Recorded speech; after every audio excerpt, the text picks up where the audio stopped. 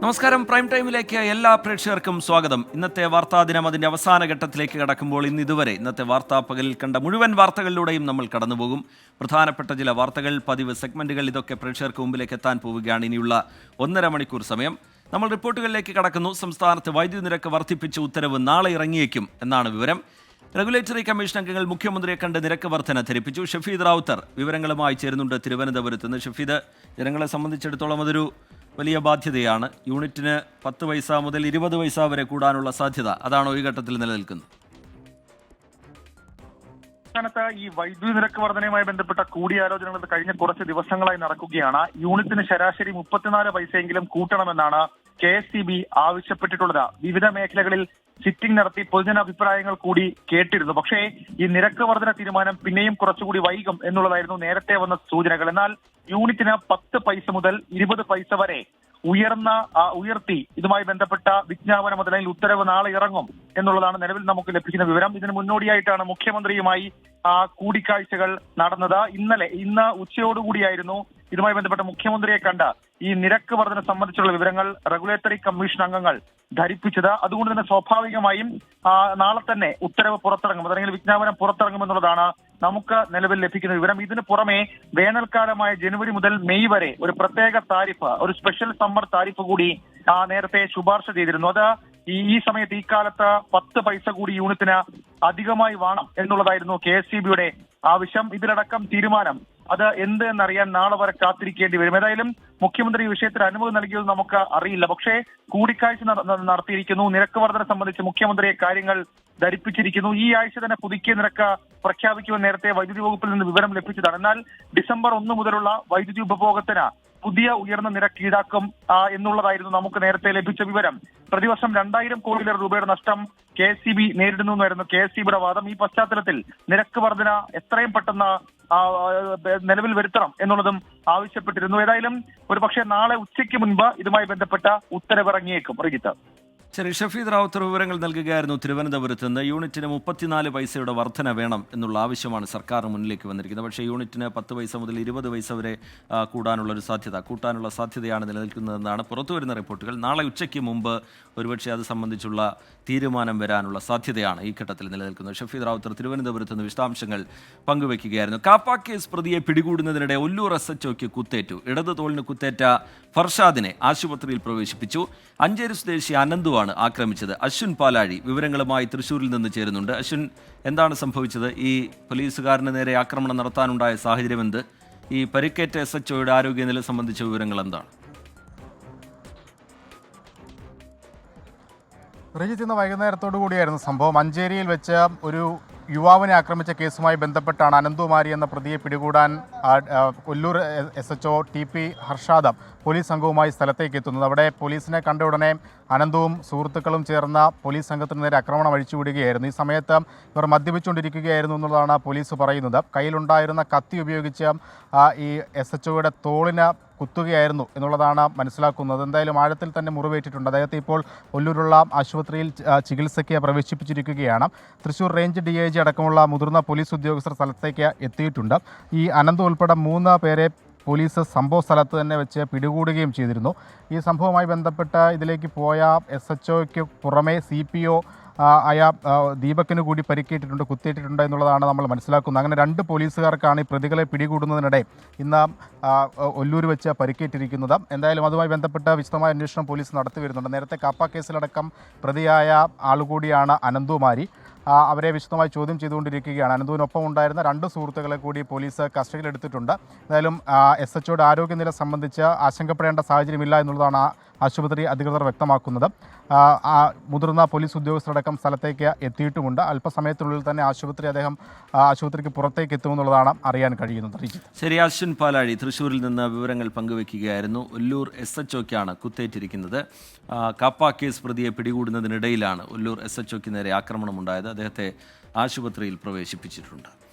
കൊച്ചി കോർപ്പറേഷനിൽ പരസ്പരം പോരടിച്ച് മേയറും CPIM കൗൺസിലർമാരും. നഗരാസൂത്രണ വികസന സമിതിക്കെതിരായ മേയറുടെ പരാമർശത്തിൽ പ്രതിഷേധിച്ച് CPIM കൗൺസിലർ MHM അഷ്റഫ് സമിതിയിൽ നിന്ന് രാജിവെച്ചു. പ്രതിപക്ഷം അഴിമതി ആരോപിച്ചതിന് പിന്നാലെ നഗരാസൂത്രണ സമിതിക്കെതിരെ മേയർ വിജിലൻസ് അന്വേഷണം പ്രഖ്യാപിച്ചിരുന്നു. വിഷ്ണു സുരേഷ് വിവരങ്ങളുമായി കൊച്ചിയിൽ നിന്ന് ചേരുന്നുണ്ട്. വിഷ്ണു, എന്താണ് സംഭവിച്ചത്? വിഷ്ണു,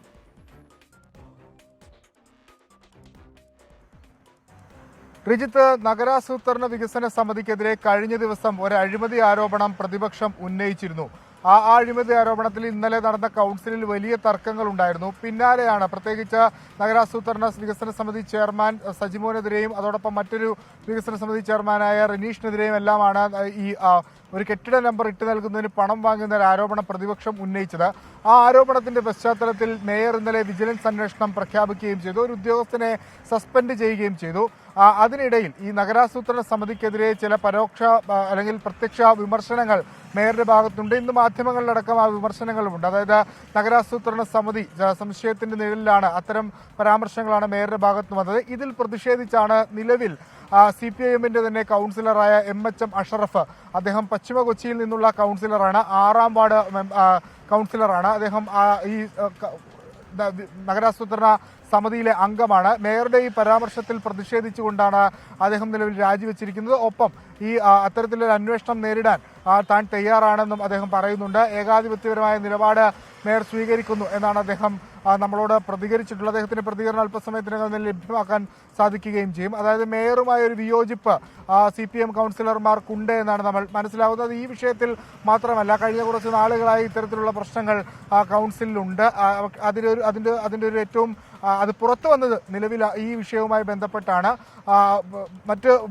അതായത് പ്രതിപക്ഷമാണ് ഇത്തരത്തിൽ ഈ നഗരാസൂത്രണ വികസന സമിതിക്കെതിരായ മേയറുടെ പരാമർശത്തിൽ പ്രതിഷേധിച്ചുകൊണ്ടാണ് CPIM കൗൺസിലർ MHM അഷറഫ് സമിതിയിൽ നിന്ന് രാജിവെച്ചിരിക്കുന്നത്.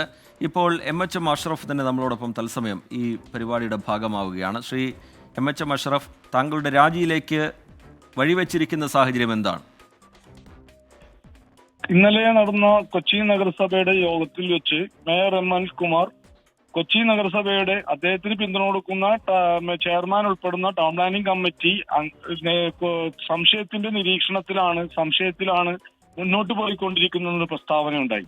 അത്തരത്തിലുള്ളൊരു പ്രസ്താവന ഈ കമ്മിറ്റിയിലുള്ള സകല ആളുകളെയും അപകീർത്തിപ്പെടുത്തുന്നതാണ്. അതിനെതിരെയാണ് എന്റെ രാജി. കാരണം അത്രയും സംശയാസ്പദമായ സാഹചര്യത്തിലുള്ള കമ്മിറ്റിയിൽ ഒരു തുടർന്നു പോകുവാൻ ആത്മാഭിമാനമുള്ള ഒരു പ്രവർത്തനം എനിക്ക് സാധിക്കില്ല എന്നുള്ളതാണ് എന്റെ രാജിക്ക് കാരണം.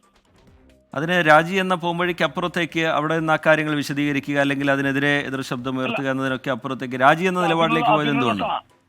അതിനുള്ള സാഹചര്യം കൗൺസിലിൽ ലഭിക്കാറില്ല എന്നുള്ള വസ്തുത. കാരണം കൗൺസിലിൽ അത്തരത്തിലുള്ള ഒരു ചർച്ചയ്ക്കുള്ള കാര്യങ്ങൾ മുന്നോട്ട് കൊണ്ടുപോകാനുള്ള സാഹചര്യം കൗൺസിലിൽ ഇല്ല. അതിനൊരു സാഹചര്യം സൃഷ്ടിക്കുമ്പോൾ ഒറ്റയടിക്ക് കൗൺസിൽ പിരിച്ചുവിട്ട് മുന്നോട്ട് പോകുന്ന പ്രവണതയാണ് മേയർ കാണിക്കുന്നത്. ഇന്നലെ ഞാൻ കൗൺസിലിൽ പങ്കെടുത്തിട്ടുണ്ടായിരുന്നില്ല. ഇന്ന് പത്രവാർത്ത കണ്ടിട്ടാണ് ഞാൻ ഇന്ന് കൗൺസിലിൽ പോയതും മീറ്റിംഗിൽ പങ്കെടുത്ത് വിഷയം അവതരിപ്പിക്കാൻ വേണ്ടി ചെന്നത്. യാദൃശ്ചികമായി ഇന്ന് കൗൺസിൽ നടന്നില്ല. കൗൺസിൽ പിരിച്ചുവിട്ട് മേയർ ഇറങ്ങിപ്പോവുകയാണ് ചെയ്തത്. ഈ കൗൺസിലർമാരൊക്കെ എന്താണ് ഇതുമായി ബന്ധപ്പെട്ട് പറയുന്നത്? ആരെങ്കിലും ഈ രാജിക്ക് പിന്നാലെ ആരെങ്കിലും ബന്ധപ്പെട്ടിരുന്നോ? രാജിക്ക് പിന്നാലെ വേറെ ആരും ബന്ധപ്പെട്ടിട്ടില്ല. ഞാൻ എന്റെ സ്വന്തം ഇഷ്ടപ്രകാരം തന്നെ ചെയ്തതാണ്. കാരണം ഒരു സംശയത്തിന്റെ നേരിൽ, അതായത് കൊച്ചി നഗരസഭയുടെ തലവനായിട്ടുള്ള കൊച്ചി മേയർ തന്നെ പറയുന്നു ടൗൺ പ്ലാനിംഗ് കമ്മിറ്റി സംശയത്തിന്റെ നിരീക്ഷണത്തിലാണ്. അങ്ങനെ ഒരു സംശയം പറയുമ്പോൾ, അങ്ങനെ ഒരു പ്രചരണം നിലനിൽക്കുമ്പോൾ ആ കമ്മിറ്റിയിൽ തുടരാൻ മനസ്സനുവദിച്ചില്ല. കാരണം ആരോപണങ്ങൾ പറയുമ്പോൾ അത് ഏത് വ്യക്തിയാണ് ആരോപണത്തിന് ഉടമ അയാൾക്കെതിരെ പറയണം. അല്ലെങ്കിൽ പാർട്ടിക്ക് മുന്നിലേക്ക് ഈ വിഷയം എത്തിയിരുന്നോ അഷറഫ്? പാർട്ടിക്ക് മുന്നിലേക്ക് ഈ വിഷയം എത്തിയിരുന്നോ? ഞാൻ പാർട്ടിയിൽ അംഗമല്ല, പാർട്ടിന്റെ അകത്തില്ല. ഞാൻ പാർട്ടിക്ക് പിന്തുണ മാത്രം നൽകുന്നുള്ളൂ. ഇനിയും പിന്തുണ മുന്നോട്ട് പാർട്ടിയുമായി തന്നെ ബന്ധപ്പെട്ട് തന്നെ പിന്തുണ നൽകും. പക്ഷേ ഞാൻ പാർട്ടിയുടെ അകത്ത് മെമ്പർ അല്ലാത്തതുകൊണ്ട് പാർട്ടിയിൽ ചർച്ച ചെയ്യേണ്ട അവസ്ഥ ഉണ്ടായിട്ടില്ല.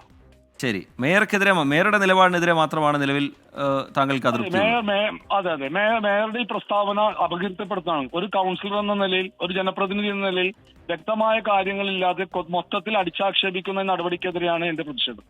ശരി, വളരെ നന്ദി ഈ ഘട്ടത്തിൽ പ്രതികരിച്ചതിന്. MHM അഷറഫ് കൗൺസിലർ നമ്മളോടൊപ്പം ചേരുകയായിരുന്നു. നഗരാസൂത്രണ വികസന സമിതിക്കെതിരായ മേയറുടെ പരാമർശത്തിൽ പ്രതിഷേധിച്ചുകൊണ്ടാണ് CPIM കൗൺസിലർ MHM അഷറഫ് സമിതിയിൽ നിന്ന് രാജിവെച്ചിരിക്കുന്നത്. പ്രതിപക്ഷം അഴിമതി ആരോപിച്ചതിന് പിന്നാലെ നഗരാസൂത്രണ സമിതിക്കെതിരെ മേയർ വിജിലൻസ് അന്വേഷണം പ്രഖ്യാപിക്കുകയായിരുന്നു. അത് കൗൺസിലറെ ചൊടിപ്പിക്കുകയായിരുന്നു. വിഷ്ണു സുരേഷ് അതിൻ്റെ വിശദാംശങ്ങൾ പങ്കുവയ്ക്കുകയായിരുന്നു.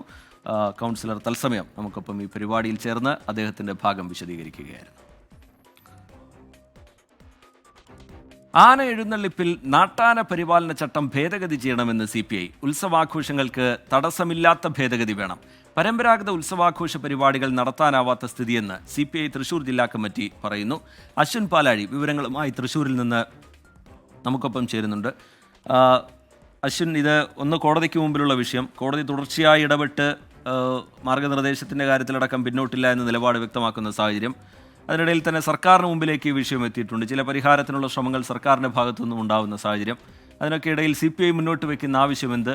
അവർ ഈ ഇപ്പോൾ രൂപപ്പെട്ടിരിക്കുന്ന പ്രതിസന്ധിയെ കാണുന്നത് എങ്ങനെ? രഞ്ജിത്ത്, ഹൈക്കോടതി വിധിയെ തുടർന്നാണ് ആന എഴുന്നള്ളിപ്പിലടക്കം കർശന നിയന്ത്രണങ്ങൾ നിലവിൽ വന്നിരിക്കുന്നത്. ആ നിയന്ത്രണങ്ങളെല്ലാം തന്നെ തൃശ്ശൂർ പൂരം അടക്കമുള്ള സംസ്ഥാനത്തെ പ്രധാനപ്പെട്ട ഉത്സവാഘോഷങ്ങളെയൊക്കെ പ്രതികൂലമായി ബാധിക്കുന്നതാണ് എന്നുള്ളൊരു വിലയിരുത്തലാണ് CPIയുടെ തൃശ്ശൂർ ജില്ലാ കമ്മിറ്റിയുടെ എക്സിക്യൂട്ടീവ് യോഗത്തിൽ ഇന്നുണ്ടായിരിക്കുന്നത്. അതുകൊണ്ട് തന്നെ ഈ വിഷയത്തിൽ സംസ്ഥാന സർക്കാർ അടിയന്തരമായി ഇടപെട്ട് പ്രശ്നപരിഹാരം കണ്ടെത്തണം എന്നുള്ളതാണ് CPIയുടെ ജില്ലാ എക്സിക്യൂട്ടീവ് ഇന്നത്തെ യോഗത്തിൽ പറഞ്ഞിരിക്കുന്നത്. ഏറ്റവും പ്രധാനമായി നാട്ടാന പരിപാലന ചട്ടത്തിൽ ഭേദഗതി വരുത്തണമെന്നുള്ള ആവശ്യമാണ് CPI മുന്നോട്ട് വയ്ക്കുന്നത്. അത് ഉത്സവാഘോഷങ്ങളെയും മറ്റും പ്രതികൂലമായി ബാധിക്കാത്ത തരത്തിലൊരു നിയമ ഭേദഗതി വേണം എന്നുള്ളതാണ് ആവശ്യപ്പെടുന്നത്. അതിന് കഴിഞ്ഞ ദിവസം കെ രാജനടക്കം സംസ്ഥാന സർക്കാരിൻ്റെ ഇടപെടൽ ഉണ്ടാകും എന്നുള്ള ഒരു കാര്യം മുന്നോട്ട് വച്ചിരുന്നു. അതിനെ സ്വാഗതം ചെയ്തുകൊണ്ടാണ് ഈ ആവശ്യങ്ങളെല്ലാം മുന്നോട്ട് വച്ചിരിക്കുന്നത്. ഒപ്പം ആന എഴുന്നള്ളത്തിൽ കുടമാറ്റമടക്കമുള്ള തൃശ്ശൂർ പൂരത്തിലെ പ്രധാന ചടങ്ങുകളെല്ലാം നിലവിലെ നിയന്ത്രണങ്ങളുമായി ബന്ധപ്പെട്ട് പരിഗണിക്കുമ്പോൾ അത് കേവലം ചടങ്ങുകൾ മാത്രമായി മാറും എന്നുള്ളൊരു ആശങ്ക കൂടി CPI മുന്നോട്ട് വയ്ക്കുന്നുണ്ട്. അതൊക്കെ ഒരു ഉത്സവാഘോഷം എന്നുള്ളതിനും അപ്പുറത്തേക്ക് വളരെ പ്രധാനപ്പെട്ട ഉത്സവാഘോഷത്തിൻ്റെ ചടങ്ങുകളാണ്. അതുകൊണ്ട് തന്നെ അതിനെ പ്രതികൂലമായി ബാധിക്കുന്ന രീതിയിൽ നിലവിലെ നിയന്ത്രണങ്ങൾ വരുന്നത് അത് അംഗീകരിക്കാനാവില്ല എന്നുള്ള നിലപാടാണ് CPIക്കുള്ളത്. എന്തായാലും അടിയന്തരമായി സർക്കാർ ഇടപെടൽ തന്നെയാണ് CPI ഈ വിഷയത്തിൽ ആവശ്യപ്പെടുന്നത്. ഒപ്പം ഈ വെടിക്കെട്ടുമായി ബന്ധപ്പെട്ട ചില കാര്യങ്ങളിൽ കേന്ദ്രത്തിനെതിരെയും രൂക്ഷമായ വിമർശനം CPIയുടെ ജില്ലാ എക്സിക്യൂട്ടീവ് നടത്തിയിട്ടുണ്ട്. അതിൽ ഉത്തരവാദി വെടിക്കെട്ട് നിയന്ത്രണങ്ങളെല്ലാം ഉത്തരവാദി കേന്ദ്ര സഹമന്ത്രിയായ സുരേഷ് ഗോപിയാണെന്ന് കൂടി ഇന്നത്തെ യോഗത്തിൽ വിമർശനം ഉണ്ടായിട്ടുണ്ട്. എന്തായാലും ഈ പൂരവുമായി ബന്ധപ്പെട്ട വിഷയങ്ങളിൽ കർശനമായ നിലപാട് തന്നെയാണ് CPI സ്വീകരിക്കുന്നത്. ശരി, നാട്ടാന പരിപാലന ചട്ടത്തിൽ ഭേദഗതി വേണം, സമഗ്രമായ ഭേദഗതി വേണം എന്നുള്ള ആവശ്യം CPIയുടെ തൃശ്ശൂർ ജില്ലാ കമ്മിറ്റി മുന്നോട്ട് വയ്ക്കുകയാണ്. തൃശ്ശൂർ പൂരത്തിനടക്കം തടസ്സമുണ്ടാക്കുന്ന തരത്തിലുള്ള നിയന്ത്രണങ്ങൾ അത് ഒഴിവാക്കണം എന്നുള്ള ആവശ്യം മുന്നോട്ട് വയ്ക്കുന്നുണ്ട് CPI. ഏറ്റവും ഒടുവിലായി പുറത്തു വന്ന ചില വിവരങ്ങൾ കൂടി പ്രേക്ഷകരെ അറിയിക്കാം. അത് സയ്യിദ് മുഷ്താഖ് അലി ട്രോഫി ക്രിക്കറ്റിൽ പ്ലേ ഓഫ് കാണാതെ കേരളം പുറത്തായിരിക്കുന്നു എന്നുള്ളതാണ്. ഗ്രൂപ്പിൽ കേരളം ഫിനിഷ് ചെയ്ത് 3-ാം സ്ഥാനത്താണ്. കേരളം ഉൾപ്പെട്ട ഗ്രൂപ്പിൽ നിന്ന് മുംബൈയും ആന്ധ്രയും പ്ലേ ഓഫിലേക്ക് മുന്നേറിയിട്ടുണ്ട് എന്നുള്ളതാണ് മറ്റൊരു വിവരം. ശബരിമലയിൽ ഒരു തീർത്ഥാടകൻ, ഒന്നല്ല 2 തീർത്ഥാടകർ കുഴഞ്ഞു വീണ് മരിച്ചു എന്നുള്ള വിവരമാണ്. ഒരാൾ തെലങ്കാന സ്വദേശിയാണ്, ഒരാൾ ആന്ധ്രാപ്രദേശ് സ്വദേശിയാണ്. മറ്റൊരു റിപ്പോർട്ടിലേക്ക് പോയാൽ ശബരിമല സന്നിധാനത്തെ അനധികൃത താമസത്തിൽ പാലക്കാട് ചെർപ്പുളശ്ശേരി സ്വദേശി സുനിൽകുമാറിനെതിരെ ഹൈക്കോടതി ഉത്തരവ്. 10 വർഷമായി റൂം കൈവശം വെച്ചത് നിയമപരമായി അനുവദിക്കാൻ കഴിയില്ല. ശ്രീകോവിലിന് മുന്നിൽ ദർശനത്തിന് പ്രത്യേക പരിഗണന നൽകുന്നത് അവസാനിപ്പിക്കണമെന്നും ഹൈക്കോടതി. സ്വമേധയാ എടുത്ത കേസിലാണ് ഹൈക്കോടതിയുടെ നടപടി. ശ്രീകാന്ത് ചേരുന്നുണ്ട് വിവരങ്ങളുമായി കൊച്ചിയിൽ നിന്ന്. ശ്രീകാന്ത്, എന്താണ് ഈ സംഭവം? കോടതിയുടെ ഇടപെടൽ ഉണ്ടായതിൻ്റെ പശ്ചാത്തലം എന്താണ്? ഇപ്പോൾ കോടതി എന്താണ് ഇതുമായി ബന്ധപ്പെട്ട് ഉത്തരവിലൂടെ വ്യക്തമാക്കുന്നത്? ശ്രീകാന്ത്, ഏതാണ്ട് 10 വർഷത്തിലേറെയായി സുനിൽ സ്വാമി എന്ന പേരിൽ പാലക്കാട് ചെർപ്പുളശ്ശേരി സ്വദേശി സുനിൽകുമാർ എന്ന വ്യക്തി ഈ ശബരിമല സന്നിധാനത്ത് അനധികൃതമായി താമസിക്കുകയാണ്. 10 വർഷമായി ദേവസ്വം ബോർഡിന്റെ റൂം നിയമപരമായി അല്ലാതെ കൈവശം വെക്കുകയാണ് അയാൾ. അവിടെ ഈ റൂം ഇങ്ങനെ കൈവശം വെക്കുന്നതിന് ഒരു തരത്തിലുള്ള അനുമതിയുമില്ല. അത് നിയമവിരുദ്ധമാണ്. അവിടെ കാലാകാലങ്ങളിൽ വരുന്ന ദേവസ്വം ബോർഡും പോലീസ് സംവിധാനവും അവിടുത്തെ അഡ്മിനിസ്ട്രേഷൻ അടക്കമുള്ള മുഴുവൻ ആളുകളും ഈ സുനിൽകുമാർ എന്ന സുനിൽ സ്വാമിക്ക് പിന്തുണ നൽകുന്ന കാഴ്ചയാണ് കാണാൻ സാധിച്ചിരുന്നത്. ദർശന ദല്ലാൾ എന്ന പേരിലും ഇയാൾ ഈ ശബരിമലയിൽ അറിയപ്പെട്ടിരുന്നു. അതേസമയം ഈ ശ്രീകോവിലിന് മുന്നിൽ ദർശനത്തിന് ഇയാൾക്ക് പ്രത്യേക പരിഗണന നൽകുന്നത് അനുവദിക്കാനാകില്ലെന്ന് കോടതി പറഞ്ഞു. അനുവദനീയമായ രീതിയിലല്ലാതെ മുറി ഉപയോഗിക്കാൻ പാടില്ല. ഇയാളുടെ ദർശനം വെർച്വൽ ക്യൂ മുഖേനയാക്കണം. പോലീസും ദേവസ്വവും ഇക്കാര്യം ഉറപ്പാക്കണം എന്നും കോടതി പറഞ്ഞിട്ടുണ്ട്. ഡോണർ കരാറിലെ അനുവദനീയമായ ദിവസത്തിൽ കൂടുതൽ ശബരിമലയിൽ താമസം പാടില്ല എന്നുള്ള കാര്യവും ഇപ്പോൾ കോടതി പറഞ്ഞു. പ്രത്യേക പരിഗണന ഒരു ഭക്തനുമില്ലെന്നും കോടതി പറഞ്ഞിട്ടുണ്ട്. അതായത് ഏതാണ്ട് 10 വർഷത്തിലധികമായി ശബരിമലയിൽ ദേവസ്വത്തെക്കാൾ വലിയ ദേവസ്വമായി നിൽക്കുന്ന സുനിൽകുമാറിന് ഇനി അവിടെ നിന്നും മലയിറങ്ങാം. ശരി, ശ്രീകാന്ത് വിവരങ്ങൾ നൽകുകയായിരുന്നു കൊച്ചിയിൽ നിന്ന്. ഹൈദരാബാദിൽ പുഷ്പ 2 റിലീസിനിടെ ഉണ്ടായ സംഘർഷത്തിൽ അല്ലു അർജുനെതിരെ കേസെടുക്കാൻ സാധ്യത. അല്ലു അർജുന്റെ സെക്യൂരിറ്റി ടീമിനും സന്ധ്യ തിയേറ്റർ മാനേജ്മെന്റിനുമെതിരെ നേരത്തെ കേസെടുത്തിരുന്നു. അല്ലു അർജുൻ തിയേറ്ററിലെത്തുമെന്ന് മുന്നറിയിപ്പ് നൽകിയില്ല എന്നാണ് പോലീസ് പറയുന്നത്. വിവരങ്ങളുമായി അരുൺ പൂപ്പറമ്പ ചേരുന്നുണ്ട് ബംഗളൂരുവിൽ നിന്ന്. അരുൺ പൂപ്പറമ്പ, ഈ അല്ലു അർജുനെതിരെ കേസെടുക്കാനുള്ള നീക്കം, അതുമായി ബന്ധപ്പെട്ട് പോലീസ് വിശദീകരിക്കുന്നത് എന്താണ്? റീജിത്ത്, ഈ സംഘർഷത്തിലേക്ക് നയിച്ച കാരണമായി ഹൈദരാബാദ് പോലീസ് പറയുന്ന അത് ചൂണ്ടിക്കാണിക്കുന്ന പ്രധാനപ്പെട്ട ഒരു കാര്യമെന്നുള്ളത്, ഈ പ്രീമിയർ ഷോ നിശ്ചയിച്ച സമയത്തിന് മണിക്കൂറുകൾക്ക് മുമ്പ് തന്നെ ഈ തിയേറ്ററിന് മുന്നിൽ 100 കണക്കിന് ആരാധകരുടെ സാന്നിധ്യം ഉണ്ടായിരുന്നു. ഇതിനിടയിലേക്കാണ് യാതൊരു മുന്നറിയിപ്പുമില്ലാതെ ഈ സിനിമയുടെ നായകൻ അല്ലു അർജുൻ എത്തിയത്. അതിനുശേഷമാണ് ഈ ആരാധകർ ഈ തിയേറ്ററിലേക്ക് ഇരച്ചു കയറാൻ ശ്രമിക്കുകയും അതിലൂടെ സംഘർഷം ഉണ്ടാവുകയും ചെയ്തത്. ഈ അല്ലു അർജുന്റെ സുരക്ഷാ സംഘത്തിലുള്ളവർ യാതൊരു മുന്നറിയിപ്പും പോലീസിന് നൽകിയിട്ടില്ല. അതിൽ വിവരം നൽകിയത് തിയേറ്റർ മാനേജ്മെന്റിന് മാത്രമാണ്. തിയേറ്റർ മാനേജ്മെന്റ് ഏതെങ്കിലും തരത്തിലൊരു സുരക്ഷാ സംവിധാനങ്ങൾ ഒരുക്കിയില്ല. പോലീസിനോട് ഈ കാര്യം പങ്കുവെച്ചുകൊണ്ട് സുരക്ഷ വർദ്ധിപ്പിക്കണം അല്ലെങ്കിൽ സുരക്ഷാ സംവിധാനങ്ങൾ ഒരുക്കണമെന്ന് ആവശ്യപ്പെട്ടുമില്ല. അല്ലു അർജുൻ എത്തുന്നതിന് 15 മിനിറ്റ് മുമ്പ് മാത്രമാണ് പോലീസ് ഇക്കാര്യം ഔദ്യോഗികമായി അറിഞ്ഞത് എന്നതാണ് ഹൈദരാബാദ് പോലീസ് പറയുന്നത്. അതുകൊണ്ട് തന്നെ ഇതിനകം ഈ തിയേറ്റർ മാനേജ്മെന്റിനെതിരെയും ഈ അല്ലു അർജുന്റെ സുരക്ഷാ സംഘത്തിനെതിരെയും ഹൈദരാബാദ് പോലീസ് കേസെടുത്തിട്ടുണ്ട്. ഈ മരിച്ച സ്ത്രീയുടെ ഭർത്താവ് നൽകിയിട്ടുള്ള പരാതിയിലാണ് പോലീസ് നിയമ നടപടി സ്വീകരിച്ചിട്ടുള്ളത്. അല്ലു അർജുനെതിരെയും കേസെടുക്കും എന്ന സൂചനയാണ് ഹൈദരാബാദ് സിറ്റി പോലീസ് കമ്മീഷണർ അല്പസമയം മുമ്പ് മാധ്യമങ്ങളോട് പ്രതികരിച്ച ഘട്ടത്തിൽ സൂചിപ്പിച്ചിട്ടുള്ളത്. എന്തായാലും അല്ലു അർജുനെതിരെ കേസെടുക്കാനുള്ള സാധ്യത തന്നെയാണ് ഈ ഘട്ടത്തിൽ കാണുന്നത്. വളരെ ദൗർഭാഗ്യകരമായ സംഭവമാണ് ഉണ്ടായത്. ഈ തിക്കിനും തിരക്കിനും ഇടയിൽപ്പെട്ടാണ് ഹൈദരാബാദ് സ്വദേശിയായിട്ടുള്ള 39-കാരി മരണപ്പെട്ടത്. 2 കുട്ടികൾക്കുൾപ്പെടെ നിരവധി പേർക്ക് ഗുരുതരമായി പരിക്കേൽക്കുകയും ചെയ്തിരുന്നു. സംഘർഷത്തിലും നിരവധി ആരാധകർക്ക് പരിക്കേറ്റിരുന്നു. അതുമായി ബന്ധപ്പെട്ട് 16 പേരെ പോലീസ് കസ്റ്റഡിയിലെടുത്ത് പിന്നീട് സ്റ്റേഷൻ ജാമ്യത്തിൽ വിട്ടയക്കുക ഉൾപ്പെടെ ചെയ്തിരുന്നു. അതിൽ കർശന നടപടിയുമായി മുന്നോട്ട് പോകുമെന്ന് തന്നെയാണ് ഹൈദരാബാദ് പോലീസ് ഈ ഘട്ടത്തിൽ വ്യക്തമാക്കിയത്. ശരി, അരുൺ പൂപ്പറമ്പ വിവരങ്ങൾ നൽകുകയായിരുന്നു. അല്ലു അർജുൻ തിയേറ്ററിലേക്ക് എത്തും എന്നുള്ള കാര്യം തിയേറ്റർ മാനേജ്മെൻറ്റോ അല്ലു അർജുൻ്റെ സെക്യൂരിറ്റി ടീമോ ഒന്നും പോലീസിനെ അറിയിച്ചില്ല എന്നുള്ളതാണ് പോലീസിൻ്റെ വിശദീകരണം.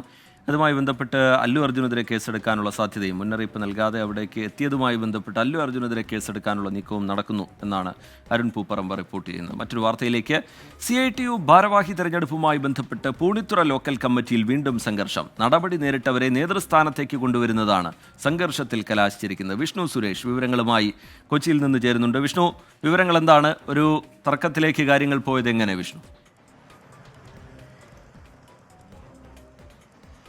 ഒരു മാസം മുമ്പാണ് പൂണിത്തുറ ലോക്കൽ കമ്മിറ്റി കൂട്ടത്തലിനെ തുടർന്ന് പിരിച്ചുവിട്ടത്. ഇപ്പോൾ അഡോക് കമ്മിറ്റിക്കാണ് ചുമതല. ഇന്ന് ചമ്പക്കര മാർക്കറ്റിലെ യൂണിയനുമായി ബന്ധപ്പെട്ടുള്ള തെരഞ്ഞെടുപ്പ് ഭാരവാഹി തെരഞ്ഞെടുപ്പുമായി ബന്ധപ്പെട്ടുള്ള ചർച്ചകളാണ് പൂണിത്തുറയിലെ സ്മാരക മന്ദിരത്തിൽ നടന്നത്. അവിടെ വെച്ചാണ് നേരത്തെ നടപടി നേരിട്ട് പുറത്തായ ആളുകൾ അല്ലെങ്കിൽ പാർട്ടി സ്ഥാനങ്ങളിൽ നിന്നൊക്കെ മാറ്റി നിർത്തിയ ആളുകൾ വീണ്ടും നേതൃനിലയിലേക്ക് വരുന്നതിനെതിരെയാണ് ഭാരവാഹി തെരഞ്ഞെടുപ്പുമായി ബന്ധപ്പെട്ട് തർക്കമുണ്ടായത്. ആ തർക്കമാണ് ചെറിയൊരു സംഘർഷത്തിലേക്ക് പോയത്. കസേരയടക്കം എടുത്തുകൊണ്ട് സംഘർഷത്തിലേക്ക് പോകുന്ന അല്ലെങ്കിൽ മർദ്ദിക്കാൻ ശ്രമിക്കുന്ന സാഹചര്യങ്ങളൊക്കെ ഉണ്ടായിരുന്നു.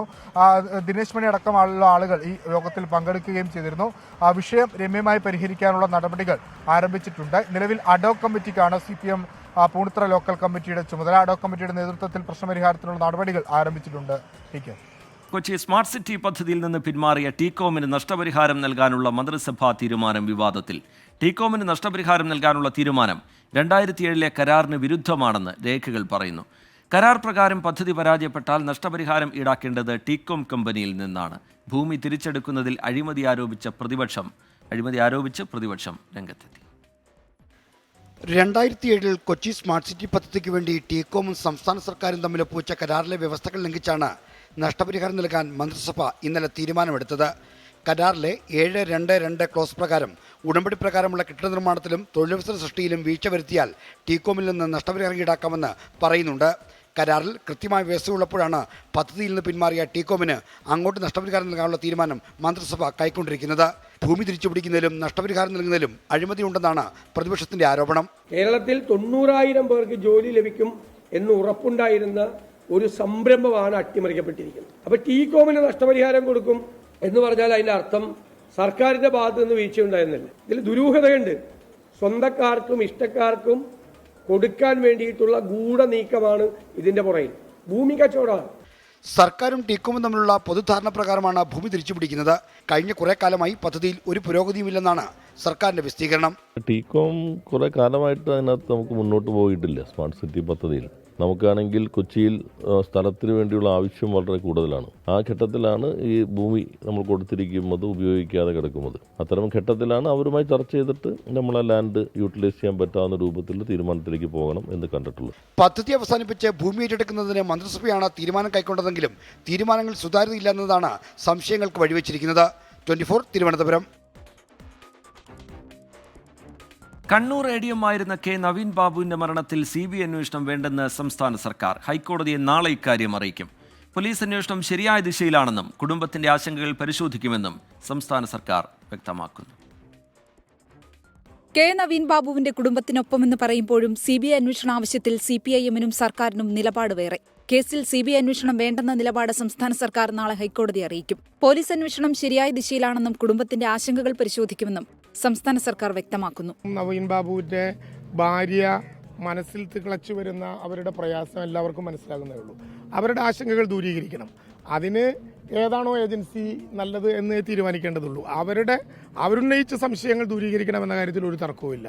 കൊലപാതകമെന്ന ആരോപണത്തിലും അന്വേഷണം നടത്തുമെന്ന് സർക്കാർ ചൂണ്ടിക്കാട്ടുന്നു. ADM-ന്റേത് ആത്മഹത്യയല്ല, കൊലപാതകമാണെന്നും പ്രതിയായ CPIM കണ്ണൂർ ജില്ലാ കമ്മിറ്റി അംഗം PP ദിവ്യയെ രക്ഷിച്ചെടുക്കാനാണ് പോലീസിന് വ്യഗ്രതയെന്നും നവീൻ ബാബുവിന്റെ കുടുംബം കോടതിയെ അറിയിച്ചിരുന്നു. CBI അന്വേഷണമില്ലെങ്കിൽ ക്രൈംബ്രാഞ്ച് അന്വേഷണമെങ്കിലും വേണമെന്നും നിലവിലെ അന്വേഷണത്തിൽ വിശ്വാസമില്ലെന്നും നവീൻ ബാബുവിന്റെ കുടുംബം വ്യക്തമാക്കുന്നു. 24 കൊച്ചി.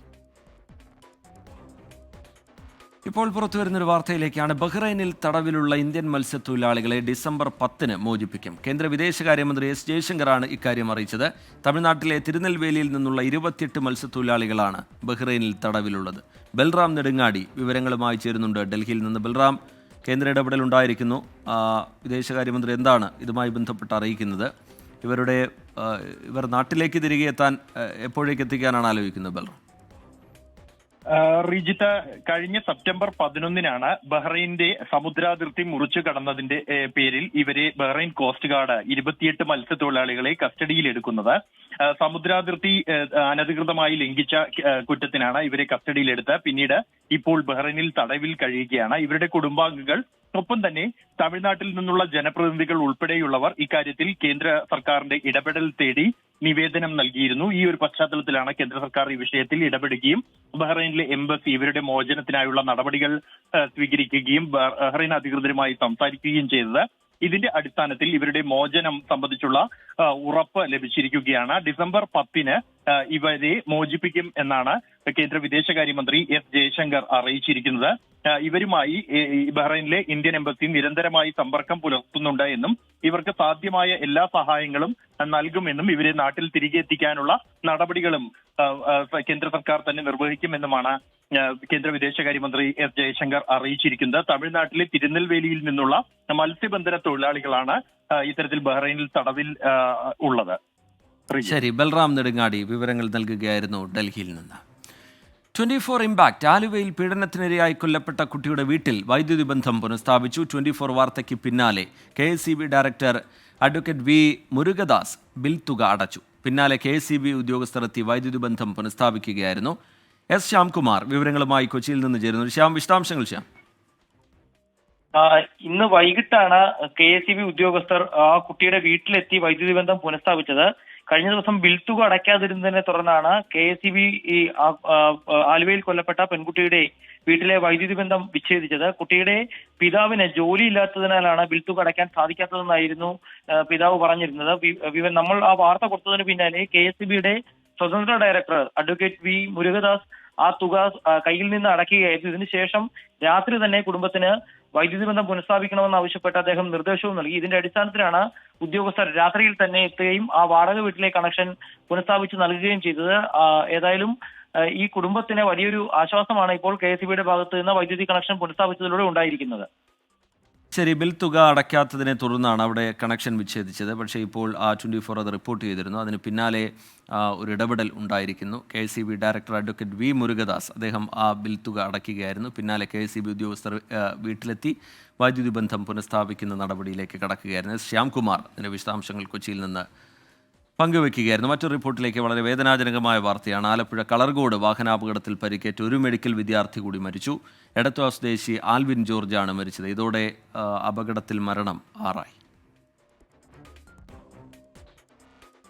ആരോഗ്യസ്ഥിതി വഷളായതിനെ തുടർന്ന് ആൽവിൻ ജോർജിനെ ഇന്നലെയാണ് വണ്ടാനം മെഡിക്കൽ കോളേജിൽ നിന്ന് കൊച്ചി അമൃത ആശുപത്രിയിലേക്ക് മാറ്റിയത്. ചികിത്സയിലിരിക്കെ ഇന്ന് വൈകിട്ട് 4:30 അന്ത്യം. ഇൻക്വസ്റ്റ് നടപടികൾ പൂർത്തിയാക്കി മൃതദേഹം വണ്ടാനം മെഡിക്കൽ കോളേജിലെത്തിക്കും. ഇവിടെ പോസ്റ്റ്മോർട്ടത്തിന് ശേഷം ബന്ധുക്കൾക്ക് വിട്ടു നൽകും.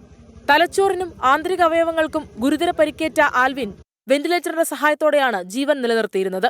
ആലപ്പുഴ വണ്ടാനം മെഡിക്കൽ കോളേജിലെ 1ാം വർഷ മെഡിക്കൽ വിദ്യാർത്ഥിയാണ് ആൽവിൻ ജോർജ്. ആലപ്പുഴയിലേക്ക് സിനിമ കാണാൻ പോകുന്നതിനിടെ ഇവർ സഞ്ചരിച്ച കാർ എതിർദിശയിൽ വന്ന KSRTC ഫാസ്റ്റ് പാസഞ്ചർ ബസ്സിൽ ഇടിക്കുകയായിരുന്നു. ചികിത്സയിലുള്ളവരുടെ ആരോഗ്യനില വിലയിരുത്താൻ മെഡിക്കൽ ബോർഡ് യോഗം ചേർന്നു. പരിക്കേറ്റ മുഹസിന് ആന്റിബയോട്ടിക് ഉൾപ്പെടെയുള്ള മരുന്നുകൾ നൽകുന്നുണ്ട്. തുടയെല്ല് പൊട്ടിയതിന്റെ ശസ്ത്രക്രിയ ഗൗരിശങ്കറിന് നാളെ നടത്തും. ആനന്ദമനുവിന് രക്തത്തിൽ സോഡിയത്തിന്റെ അളവ് കുറവുണ്ട്. അത് പരിഹരിക്കാനുള്ള മരുന്നുകൾ തുടരുകയാണ്. എല്ലാവർക്കും സൈക്യാട്രിക് കൺസൾട്ടേഷൻ നടത്താനും മെഡിക്കൽ ബോർഡ് തീരുമാനിച്ചു. 24 ആലപ്പുഴ. യൂറോപ്യൻ ബഹിരാകാശ ഏജൻസിയുടെ പ്രോബ-3 വിക്ഷേപണം ISRO വിജയകരമായി പൂർത്തിയാക്കിയിരിക്കുന്നു. വൈകിട്ട് 4:04 ഇരട്ട പേടകങ്ങളുമായി ശ്രീഹരിക്കോട്ടയിലെ സതീഷ് ധവാൻ സ്പേസ് സെന്ററിൽ നിന്ന് PSLV C-59 കുതിച്ചുയർന്നത്.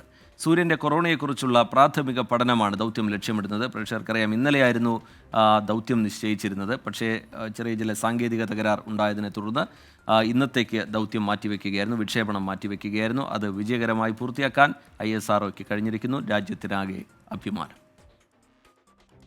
3, 2, 1, 0.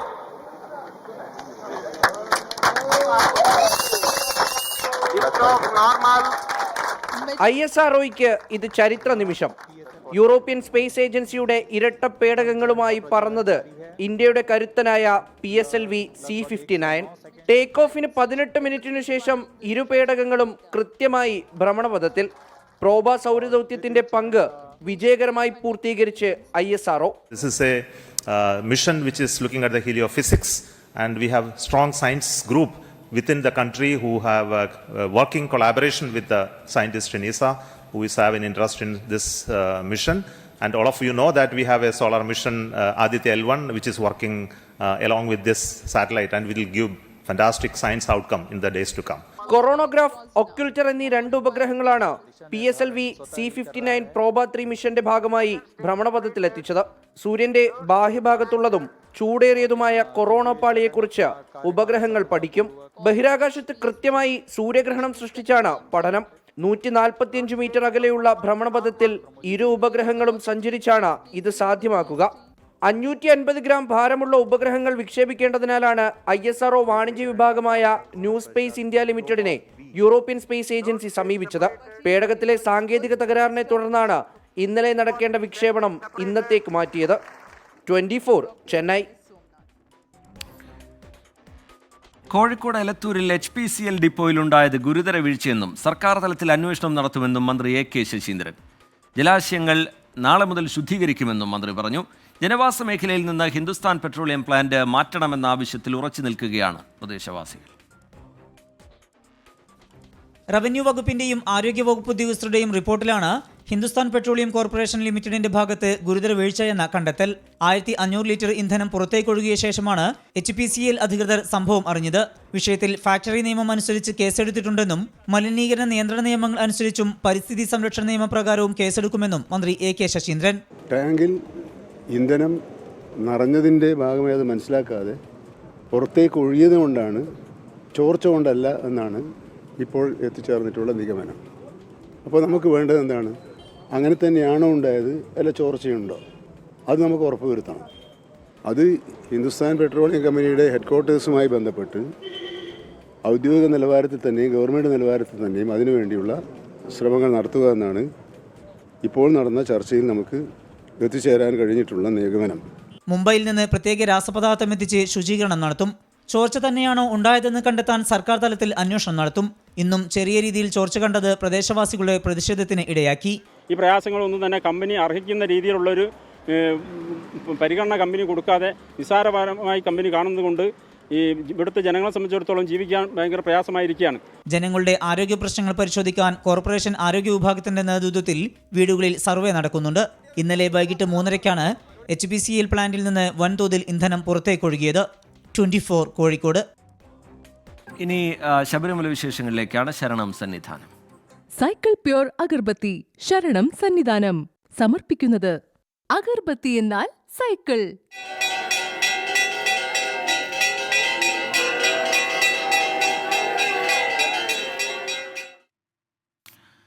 ശബരിമലയിൽ തീർത്ഥാടകരുടെ എണ്ണത്തിൽ റെക്കോർഡ് വർധന. മണ്ഡലകാലം ആരംഭിച്ച് 20 ദിവസം പിന്നിടുമ്പോൾ തീർത്ഥാടകരുടെ എണ്ണം 15 ലക്ഷം കടക്കുന്നത് ഇതാദ്യമാണ്. തിരക്ക് വർദ്ധിക്കുന്നതിനനുസരിച്ച് വരുമാനവും വർദ്ധിക്കുന്നതായി ദേവസ്വം ബോർഡ് വ്യക്തമാക്കി. തീർത്ഥാടകരുടെ ഒഴുക്കിലും തിരക്ക് നിയന്ത്രിക്കാൻ കഴിയുന്നുവെന്ന ആത്മവിശ്വാസത്തിലാണ് പോലീസും ദേവസ്വം ബോർഡും.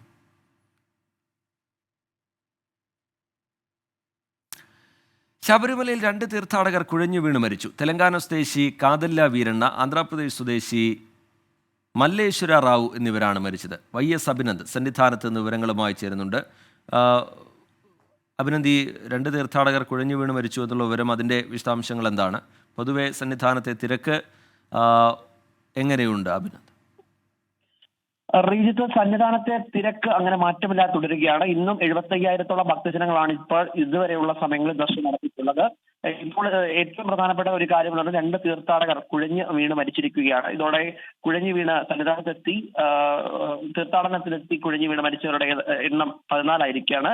തെലങ്കാന സ്വദേശിയായിട്ടുള്ള കാതല്ല വീരണ്ണ, ഒപ്പം തന്നെ ആന്ധ്രാപ്രദേശ് സ്വദേശി മല്ലേശ്വര റാവു എന്നിവരാണ് മരിച്ചത്. ഇവരെ ഉടൻ തന്നെ പമ്പയിലെ ഗവൺമെന്റ് ആശുപത്രിയിൽ എത്തിയെങ്കിലും ഇവർ ഇന്ന് പുലർച്ചെ 3:10 മരിക്കുകയായിരുന്നു. ഒരാള് മല്ലേശ്വര റാവുവിനെ അപ്പാച്ചിമേട്ടിൽ വെച്ചായിരുന്നു കുഴിഞ്ഞു വീണത്. അപ്പാച്ചിമേട്ട് കാർഡിയോളജി സെന്ററിൽ പ്രഥമ ശുശ്രൂഷ നൽകി അങ്ങനെ പമ്പ ഗവൺമെന്റ് ആശുപത്രിയിൽ എത്തിച്ചു. പക്ഷേ പുലർച്ചെ 4:45 മല്ലേശ്വര റാവുവും മരിക്കുകയായിരുന്നു. അങ്ങനെ 2 പേരാണ് ഇന്ന് മാത്രം പെട്ടെന്നുണ്ടായ ഹൃദയാഘാതത്തെ തുടർന്ന് കുഴഞ്ഞു വീണ് മരിച്ചത്. വൈകിട്ട് ശരി, YS അഭിനന്ദ് സന്നിധാനത്ത് നിന്ന് വിവരങ്ങൾ നൽകുകയായിരുന്നു. ശബരിമലയിലെ ചടങ്ങുകൾ കൂടി നോക്കാം. ഹൗസിംഗ് കോപ്പറേറ്റീവ് സൊസൈറ്റി ലിമിറ്റഡ് ശബരിമലയിലെ ചടങ്ങുകൾ സമർപ്പിക്കുന്നത് Bharat Lajna multi state housing cooperative society limited.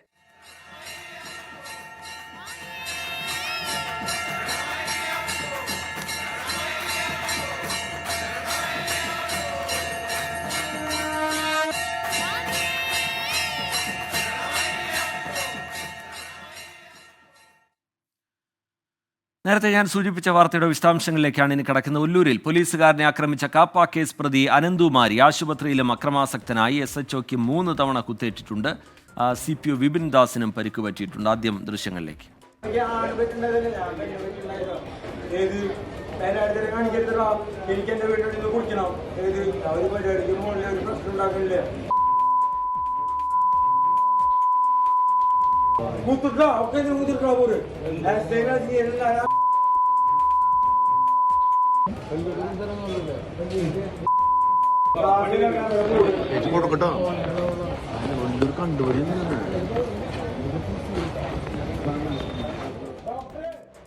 പ്രതി മാരകലഹരിക്കടിമയെന്നും അനന്തുമാരിയുടെ പേരിൽ വധശ്രമമടക്കം 13 കേസുകളുണ്ടെന്നും DIG പറയുന്നു. അശ്വിൻ പാലാഴി തൃശ്ശൂരിൽ നിന്ന് വിവരങ്ങളുമായി ചേരുന്നുണ്ട്. അശ്വിൻ, ഈ SHOയെ കുത്തിയെന്ന് മാത്രമല്ല, ആശുപത്രിയിൽ വെച്ചും അസഭ്യവർഷമാണ് പോലീസിന് നേരെ ഉണ്ടാവുന്നത്. ആ ദൃശ്യങ്ങൾ ഇപ്പോൾ പുറത്തു വന്നിട്ടുണ്ട്. എന്താണ് അതുമായി ബന്ധപ്പെട്ട കൂടുതൽ വിവരങ്ങൾ? ഒപ്പം തന്നെ ഈ പ്രതിയുടെ പശ്ചാത്തലം അത് DIG വിശദീകരിച്ചത് എങ്ങനെയാ അശ്വിൻ? രജിത്ത്, ഈ ഒരു യുവാവിനെ ആക്രമിച്ച കേസുമായി ബന്ധപ്പെട്ടാണ് അനന്തുമാരിയെ ഇന്ന് കസ്റ്റഡിയിലെടുക്കാൻ പോലീസ് അനന്തുവിന്റെ താവളത്തിലെത്തുന്നത്. അവിടെ എത്തുമ്പോൾ അനന്തു സുഹൃത്തുക്കൾക്കൊപ്പം മദ്യപിച്ചുകൊണ്ടിരിക്കുകയായിരുന്നു. ഒപ്പം മറ്റെന്തൊക്കെയോ ലഹരി വസ്തുക്കൾ ഉപയോഗിച്ച ശേഷമാണ് ഉണ്ടായിരുന്നതെന്നും പോലീസ് കണ്ടെത്തിയിട്ടുണ്ട്. അതിനിടെയാണ് ഈ SHOയെയും മറ്റ് പോലീസ് ഉദ്യോഗസ്ഥരെയും ആക്രമിക്കുന്നത്. ആ സംഭവത്തിൽ പിടിയിലായ ശേഷം വൈദ്യപരിശോധനയ്ക്ക് വേണ്ടിയാണ് തൃശൂർ ജില്ലാ ആശുപത്രിയിൽ എത്തിച്ചത്. അവിടെ വെച്ചാണ് പോലീസിന് നേരെ വീണ്ടും പരാക്രമം നടത്തുന്ന അനന്തുമാരിയുടെ ദൃശ്യങ്ങൾ ഇപ്പോൾ പുറത്തു വന്നിരിക്കുന്നത്. പോലീസുകാരെ പിടിച്ചു തള്ളുകയും ഒപ്പം കേട്ടാൽ അറയ്ക്കുന്ന അസഭ്യം പറയുകയും ചെയ്യുകയാണ് ഈ ദൃശ്യങ്ങളിൽ നമുക്ക് കാണാനാകുന്നത്. അത്രയുമാണ്. ഇത് ദൃശ്യങ്ങളിൽ നിന്ന് വ്യക്തമാണ് അനന്തു സ്വബോധത്തിലല്ല ഇത് ചെയ്യുന്നത്. എന്തോ ലഹരിക്കടിമപ്പെട്ട സ്വബോധം നഷ്ടപ്പെട്ട് ചെയ്യുന്ന പരാക്രമമായാണ് നമുക്ക് ദൃശ്യങ്ങളിൽ നിന്ന് മനസ്സിലാക്കുന്നത്. എന്തായാലും അവിടെ നിന്ന് വളരെ പണിപ്പെട്ടാണ് പോലീസ് അനന്തുവിനെ പോലീസ് വാഹനത്തിൽ കയറ്റി വൈദ്യപരിശോധന പൂർത്തിയാക്കി അവിടെ നിന്ന് കൊണ്ടുപോയത്. പോലീസുമായി ആശുപത്രിയിൽ വെച്ചും ഒരു ബലപ്രയോഗം അനന്തുവിന്റെ ഭാഗത്തുനിന്ന് ഉണ്ടായിട്ടുണ്ട്. കേവലം 23 വയസ്സ് മാത്രം പ്രായമുള്ള ഒരാളാണ് അനന്തു. ഇതിനോടകം തന്നെ വധശ്രമം അടക്കം 13 കേസുകളാണ് അനന്തുവിനെതിരെ ചുമത്തിയിട്ടുള്ളത് എന്ന് തൃശൂർ DIG പറഞ്ഞിട്ടുണ്ട്. ഒപ്പം മാരക ലഹരിക്കടിമയാണ് അനന്തു എന്നും പോലീസ് പറയുന്നുണ്ട്. ലഹരി കേസുകളടക്കം അനന്തുവിന്റെ പേരിലുണ്ട്. കാപ്പ കുറ്റം ചുമത്തി നാട് കടത്തിയ വ്യക്തിയാണ്. അതിനുശേഷം നാട്ടിലെത്തിയ ശേഷമാണ് ഒരു യുവാവിനെ ആക്രമിച്ച കേസ് ഉണ്ടാകുന്നത്. ആ കേസിലാണ് ഇന്ന് അറസ്റ്റും അതിന് ഉണ്ടാകുന്നതിന് ഇടെ ഈ കത്തിക്കുത്ത് SHOയ്ക്ക് നേരെ തന്നെ കത്തിക്കുത്തുണ്ടായിരിക്കുന്നത്. എന്തായാലും ആശുപത്രിയിലും SHOയെ കുത്തിയ ശേഷം ആശുപത്രിയിൽ എത്തിയ ശേഷവും പിടിയിലായ ശേഷവും ഒരു മാറ്റവും അനന്തുവിന്റെ സ്വഭാവത്തിൽ ഉണ്ടായിട്ടില്ല എന്ന് തെളിയിക്കുന്ന ദൃശ്യങ്ങൾ കൂടിയാണ് പുറത്തു വന്നിരിക്കുന്നത്. ശരി, അശ്വിൻ പാലാഴി വിവരങ്ങൾ നൽകുകയായിരുന്നു തൃശ്ശൂരിൽ നിന്ന്. സീറ്റ് അട്ടിമറിയിൽ ഉന്നതതല അന്വേഷണം.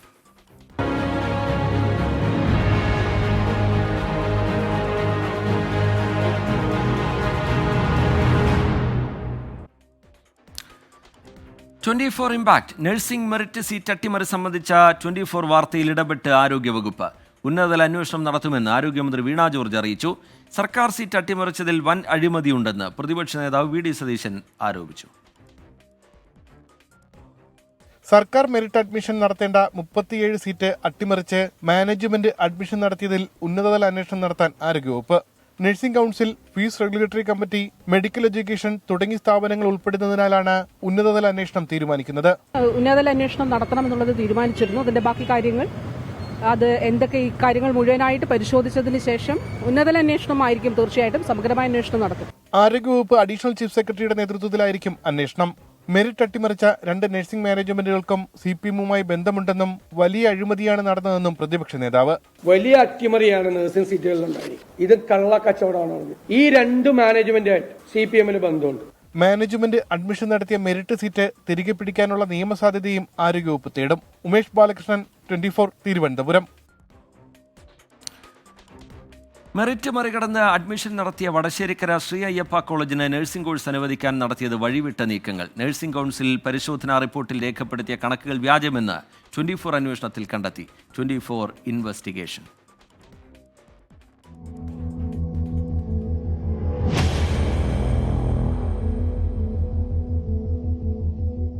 ആരോഗ്യവകുപ്പിന്റെ രേഖകളിൽ പത്തനംതിട്ട വടശ്ശേരിക്കരയിൽ ശ്രീ അയ്യപ്പ എന്ന പേരിൽ ഒരു മെഡിക്കൽ കോളേജ് പ്രവർത്തിക്കുന്നില്ല. എന്നാൽ നേരിട്ട് വടശ്ശേരിക്കരയിലെത്തിയപ്പോൾ കണ്ടത് ശ്രീ അയ്യപ്പ മെഡിക്കൽ കോളേജ് എന്ന പേരിലുള്ള സ്ഥാപനം. അതായത് മെഡിക്കൽ കോളേജ് എന്ന ബോർഡ് സ്വന്തം നിലയിൽ ശ്രീ അയ്യപ്പ നിയമവിരുദ്ധമായി ഉപയോഗിക്കുന്നു.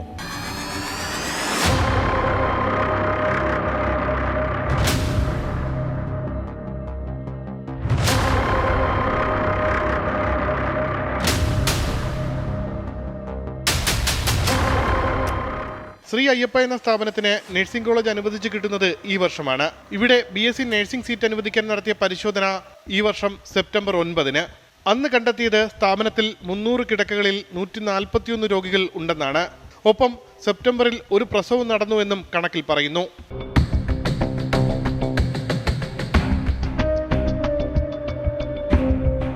ആകെ കിടക്കകളുടെ 75% രോഗികൾ വേണമെന്ന നിബന്ധനയും മാസം 100 പ്രസവം നടക്കണമെന്ന നിബന്ധനയും പാലിക്കാതെയാണ് നഴ്സിംഗ് കോളേജ് അനുവദിച്ചത്.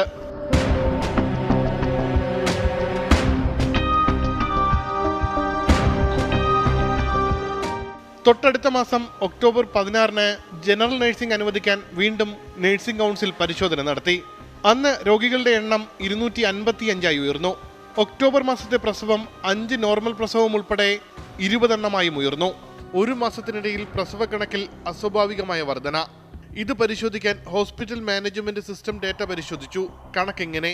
20 പ്രസവം നടന്നുവെന്ന് നഴ്സിംഗ് കൗൺസിൽ കണ്ടെത്തിയ ഒക്ടോബറിൽ പ്രസവങ്ങൾ ഒന്നും തന്നെ ശ്രീ അയ്യപ്പയിൽ നടന്നിട്ടില്ല. 7 മാസത്തിനിടെ നടന്നത് 4 പ്രസവങ്ങൾ മാത്രം.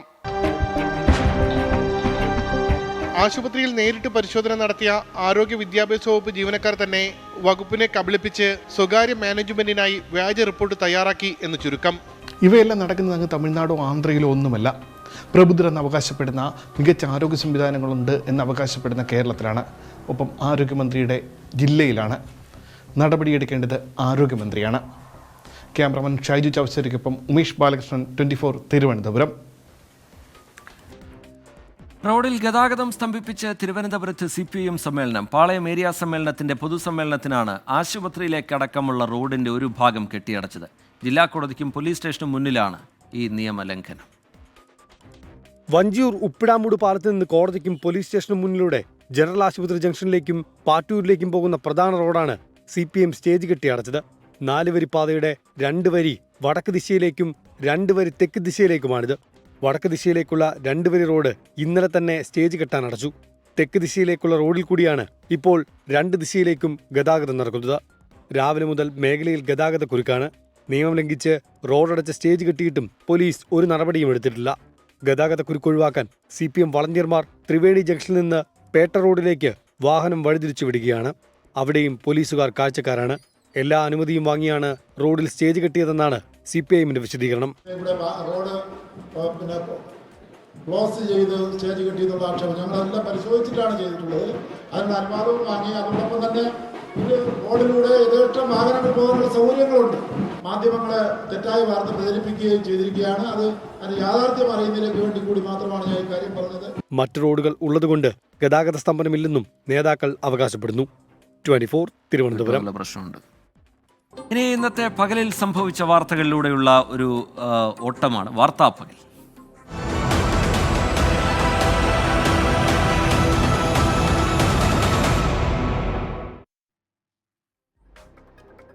മഹാരാഷ്ട്രയിൽ ദേവേന്ദ്ര ഫട്നാവിസ് മുഖ്യമന്ത്രിയായി സത്യപ്രതിജ്ഞ ചെയ്തു. ഏക്നാഥ് ഷിൻഡെയും അജിത് പവാറും ഉപമുഖ്യമന്ത്രിമാർ. മുംബൈയിൽ ആസാദ് മൈതാനിയിൽ ചടങ്ങിന് സാക്ഷ്യം വഹിച്ച് പ്രധാനമന്ത്രിയും NDA ഭരിക്കുന്ന സംസ്ഥാനങ്ങളിലെ മുഖ്യമന്ത്രിമാരും ബോളിവുഡ് താരങ്ങളും. മന്ത്രിസഭാ വികസനം പിന്നീട്. സിൽവർ റെയിൽ പദ്ധതിയുമായി ബന്ധപ്പെട്ട് കൊച്ചിയിൽ ദക്ഷിണ റെയിൽവേ ഉദ്യോഗസ്ഥരുമായി ചർച്ച നടത്തി KRail അധികൃതർ. ചർച്ച ആശാവഹമെന്ന് KRail MD. പദ്ധതിയെ പിന്തുണച്ച് വീണ്ടും മുഖ്യമന്ത്രി. ഭാവി കേരളത്തിനുള്ള ഈടുവെപ്പെന്ന് പിണറായി വിജയൻ.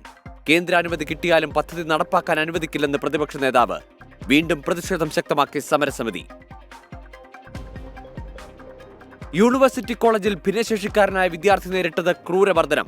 കോളേജിൽ യൂണിയൻ റൂമിൽ എത്തിച്ച് SFI പ്രവർത്തകർ ഭീഷണിപ്പെടുത്തുന്ന ദൃശ്യങ്ങൾ പുറത്ത്. കൊടികെട്ടാൻ മരത്തിൽ കയറാത്തതിന്റെ പേരിലാണ് മർദ്ദനമെന്ന് വിദ്യാർത്ഥി. സംസ്ഥാന ശിശുക്ഷേമ സമിതിയിലെ മുഴുവൻ കുട്ടികൾക്കും മെഡിക്കൽ പരിശോധന നടത്താൻ തീരുമാനം. 2.5 വയസ്സുകാരിയെ ക്രൂരമായി ഉപദ്രവിച്ച സംഭവം പുറത്തുവന്നതിന് പിന്നാലെ സർക്കാർ നടപടി. ശിശുക്ഷേമ സമിതി പിരിച്ചുവിടണമെന്ന് പ്രതിപക്ഷ നേതാവ് VD സതീശൻ. മുണ്ടക്കൈ ഉരുൾപൊട്ടൽ ദുരന്തത്തിൽ കേന്ദ്ര സഹായം വൈകുന്നതിനെതിരെ LDFന്റെ സംസ്ഥാന വ്യാപക പ്രതിഷേധം. രാജ്ഭവനിലേക്കും കേന്ദ്ര സർക്കാർ ഓഫീസുകളിലേക്കും പ്രതിഷേധ മാർച്ച്. സർക്കാരിനൊപ്പം നിന്ന പ്രതിപക്ഷത്തെ അഭിനന്ദിച്ച് MV ഗോവിന്ദൻ. കൊടകര കള്ളപ്പണ ഇടപാട് കേസിൽ ഉടൻ കുറ്റപത്രം നൽകുമെന്ന് ED. അന്വേഷണം അവസാന ഘട്ടത്തിലാണെന്നും ഹൈക്കോടതിയിൽ. മറുപടി നൽകാൻ EDക്ക് 3 ആഴ്ച സമയം നൽകി ഹൈക്കോടതി. പ്രതിസന്ധി ഒഴിയാതെ സംസ്ഥാന സർക്കാരിന്റെ ലൈഫ് മിഷൻ ഭവന പദ്ധതി. ഹഡ്കോയിൽ നിന്ന് വായ്പയെടുത്താൽ പൊതുകടത്തിന്റെ പരിധിയിൽ വരുമോ എന്ന ആശങ്ക. ഈ വർഷം പൂർത്തിയാക്കാൻ ലക്ഷ്യമിട്ട വീടുകൾക്ക് അടിയന്തരമായി വേണ്ടത് 700 കോടി. സ്വന്തമായി ഭൂമിയുള്ള വിഭാഗത്തിൽപ്പെട്ടവർക്ക് വീട് വെച്ച് നൽകാനായി കണ്ടെത്തേണ്ടത് 5000 കോടിയിലേറെ രൂപ. പൂജാ ബമ്പർ ലോട്ടറി അടിച്ച് ഭാഗ്യവാനെ കണ്ടെത്തി. 12 കോടി ലഭിച്ചത് കരുനാഗപ്പള്ളി സ്വദേശി ദിനേശ് കുമാറിന്. കൊല്ലത്തെ ജയകുമാർ ലോട്ടറി സെന്ററിൽ നിന്ന് ദിനേശ് എടുത്തത് 10 ബമ്പർ ടിക്കറ്റുകൾ.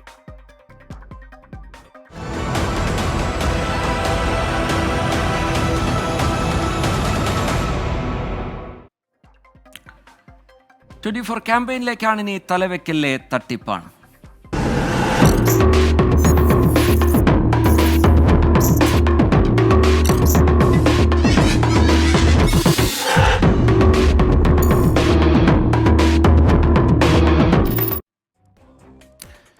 സൈബർ കൊള്ളക്കാർ കേരളത്തിൽ നിന്ന് ഇതുവരെ തട്ടിയെടുത്തത് 300 കോടിയിലധികം രൂപ. പ്രതിരോധ നടപടികൾ ശക്തമാക്കി സൈബർ സെൽ. ഇതുവരെ ബ്ലോക്ക് ചെയ്തത് 39,000-ഓളം ബാങ്ക് അക്കൗണ്ടുകളാണ്.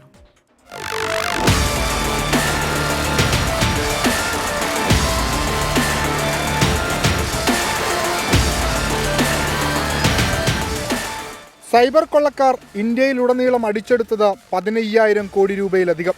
ഇതിലൊരു 300 കോടി കേരളത്തിൽ നിന്നാണ്. കോടികളുടെ കണക്ക് കേൾക്കുമ്പോൾ ഞെട്ടലുണ്ടാകുമെങ്കിലും സംഭവം വിശ്വസിച്ചേ മതിയാകൂ. 60-കാരനായ കാക്കനാട് സ്വദേശി IT കമ്പനി ഉടമയാണ്. ട്രേഡിംഗിലൂടെ അമിത ലാഭം കൊയ്യാമെന്ന് പറഞ്ഞ് അദ്ദേഹത്തിൽ നിന്ന് തട്ടിയെടുത്തത് 6.93 കോടി രൂപ.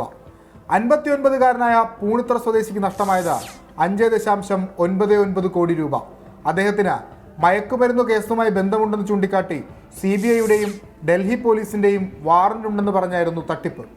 അവന്യൂ റീജൻസ് താമസിക്കുന്ന 60-കാരിക്ക് ജപ്പാനിലുള്ള വ്യാജ മയക്കുമരുന്ന് കേസുമായി ബന്ധപ്പെട്ടാണ് ഫോൺ കോൾ എത്തിയത്. അവർക്ക് നഷ്ടമായത് 5.11 കോടി രൂപ. ഒരു മാസത്തെ ഒരു ജില്ലയിലെ കണക്കു മാത്രമാണിത്. ഇത്തരത്തിൽ സംസ്ഥാനത്തുടനീളം നടന്നിരിക്കുന്നത് ഞെട്ടിപ്പിക്കുന്ന തട്ടിപ്പ്.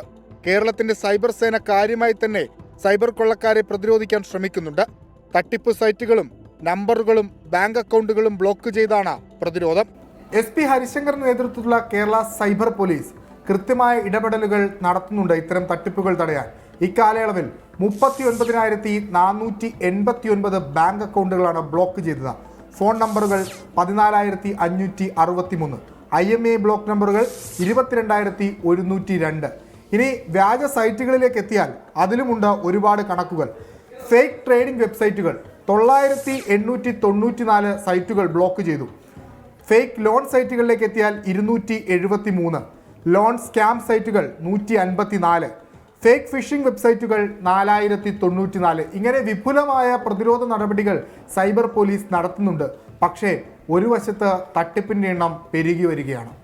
തട്ടിപ്പുകളെക്കുറിച്ച് ധാരണക്കുറവ്, അമിത ലാഭ താൽപര്യം, ഉറപ്പായ ബാങ്ക് ബാലൻസ്, ഭീഷണിയിൽ എളുപ്പം അടിപതറുന്നവർ, ഇവരെയാണ് സൈബർ കൊള്ളക്കാർ ലക്ഷ്യമിടുന്നത്. ഇപ്പോൾ സോഷ്യൽ മീഡിയയിൽ എല്ലാ ജനങ്ങളും സോഷ്യൽ മീഡിയയിൽ ആകൃഷ്ടരായിരിക്കുകയാണ്. അപ്പോൾ ആ സോഷ്യൽ മീഡിയ വാച്ച് ചെയ്യുന്ന അതിലുള്ള ഓരോ വ്യക്തികളെയും ആണ് ഇവർ പ്രധാനമായിട്ടും ലക്ഷ്യം വെക്കുന്നത്.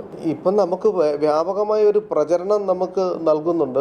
സോഷ്യൽ മീഡിയയിൽ വരുന്ന ഫേക്ക് കോളുകളെ ഏത് വിധത്തിൽ സമീപിക്കണം എന്നുള്ളതിനെ സംബന്ധിച്ച് ഗവൺമെൻറ്റിൻ്റെതായ അടിസ്ഥാനത്തിലുള്ള നിർദ്ദേശങ്ങളുണ്ട്. അതിനെ വാസ്തവവിരുദ്ധമാണെന്നുള്ളതും അതിനെ വളരെ ശരിയാണെന്ന് ഉറപ്പുവരുത്തിയതിന് മാത്രം അറ്റൻഡ് ചെയ്യുക എന്നുള്ള ഒരു നിർദ്ദേശം അത് ആണ് പ്രധാനമായിട്ടുള്ളത്. ഓൺലൈൻ ലോൺ ആപ്പുകളും ആളക്കൊല്ലികളായി മാറിയിട്ടുണ്ട്. കടമക്കുടിയിലെ കൂട്ടാത്മഹത്യ, പെരുമ്പാവൂരിലെ യുവതിയുടെ മരണവും ലോൺ ആപ്പുകളുടെ ഭീഷണിയെ തുടർന്നായിരുന്നു. മോർഫ് ചെയ്ത നഗ്നദൃശ്യങ്ങൾ സുഹൃത്തുക്കൾക്കും കുടുംബാംഗങ്ങൾക്കും അയച്ചു നൽകിയാണ് ലോൺ ആപ്പുകളുടെ ഭീഷണി.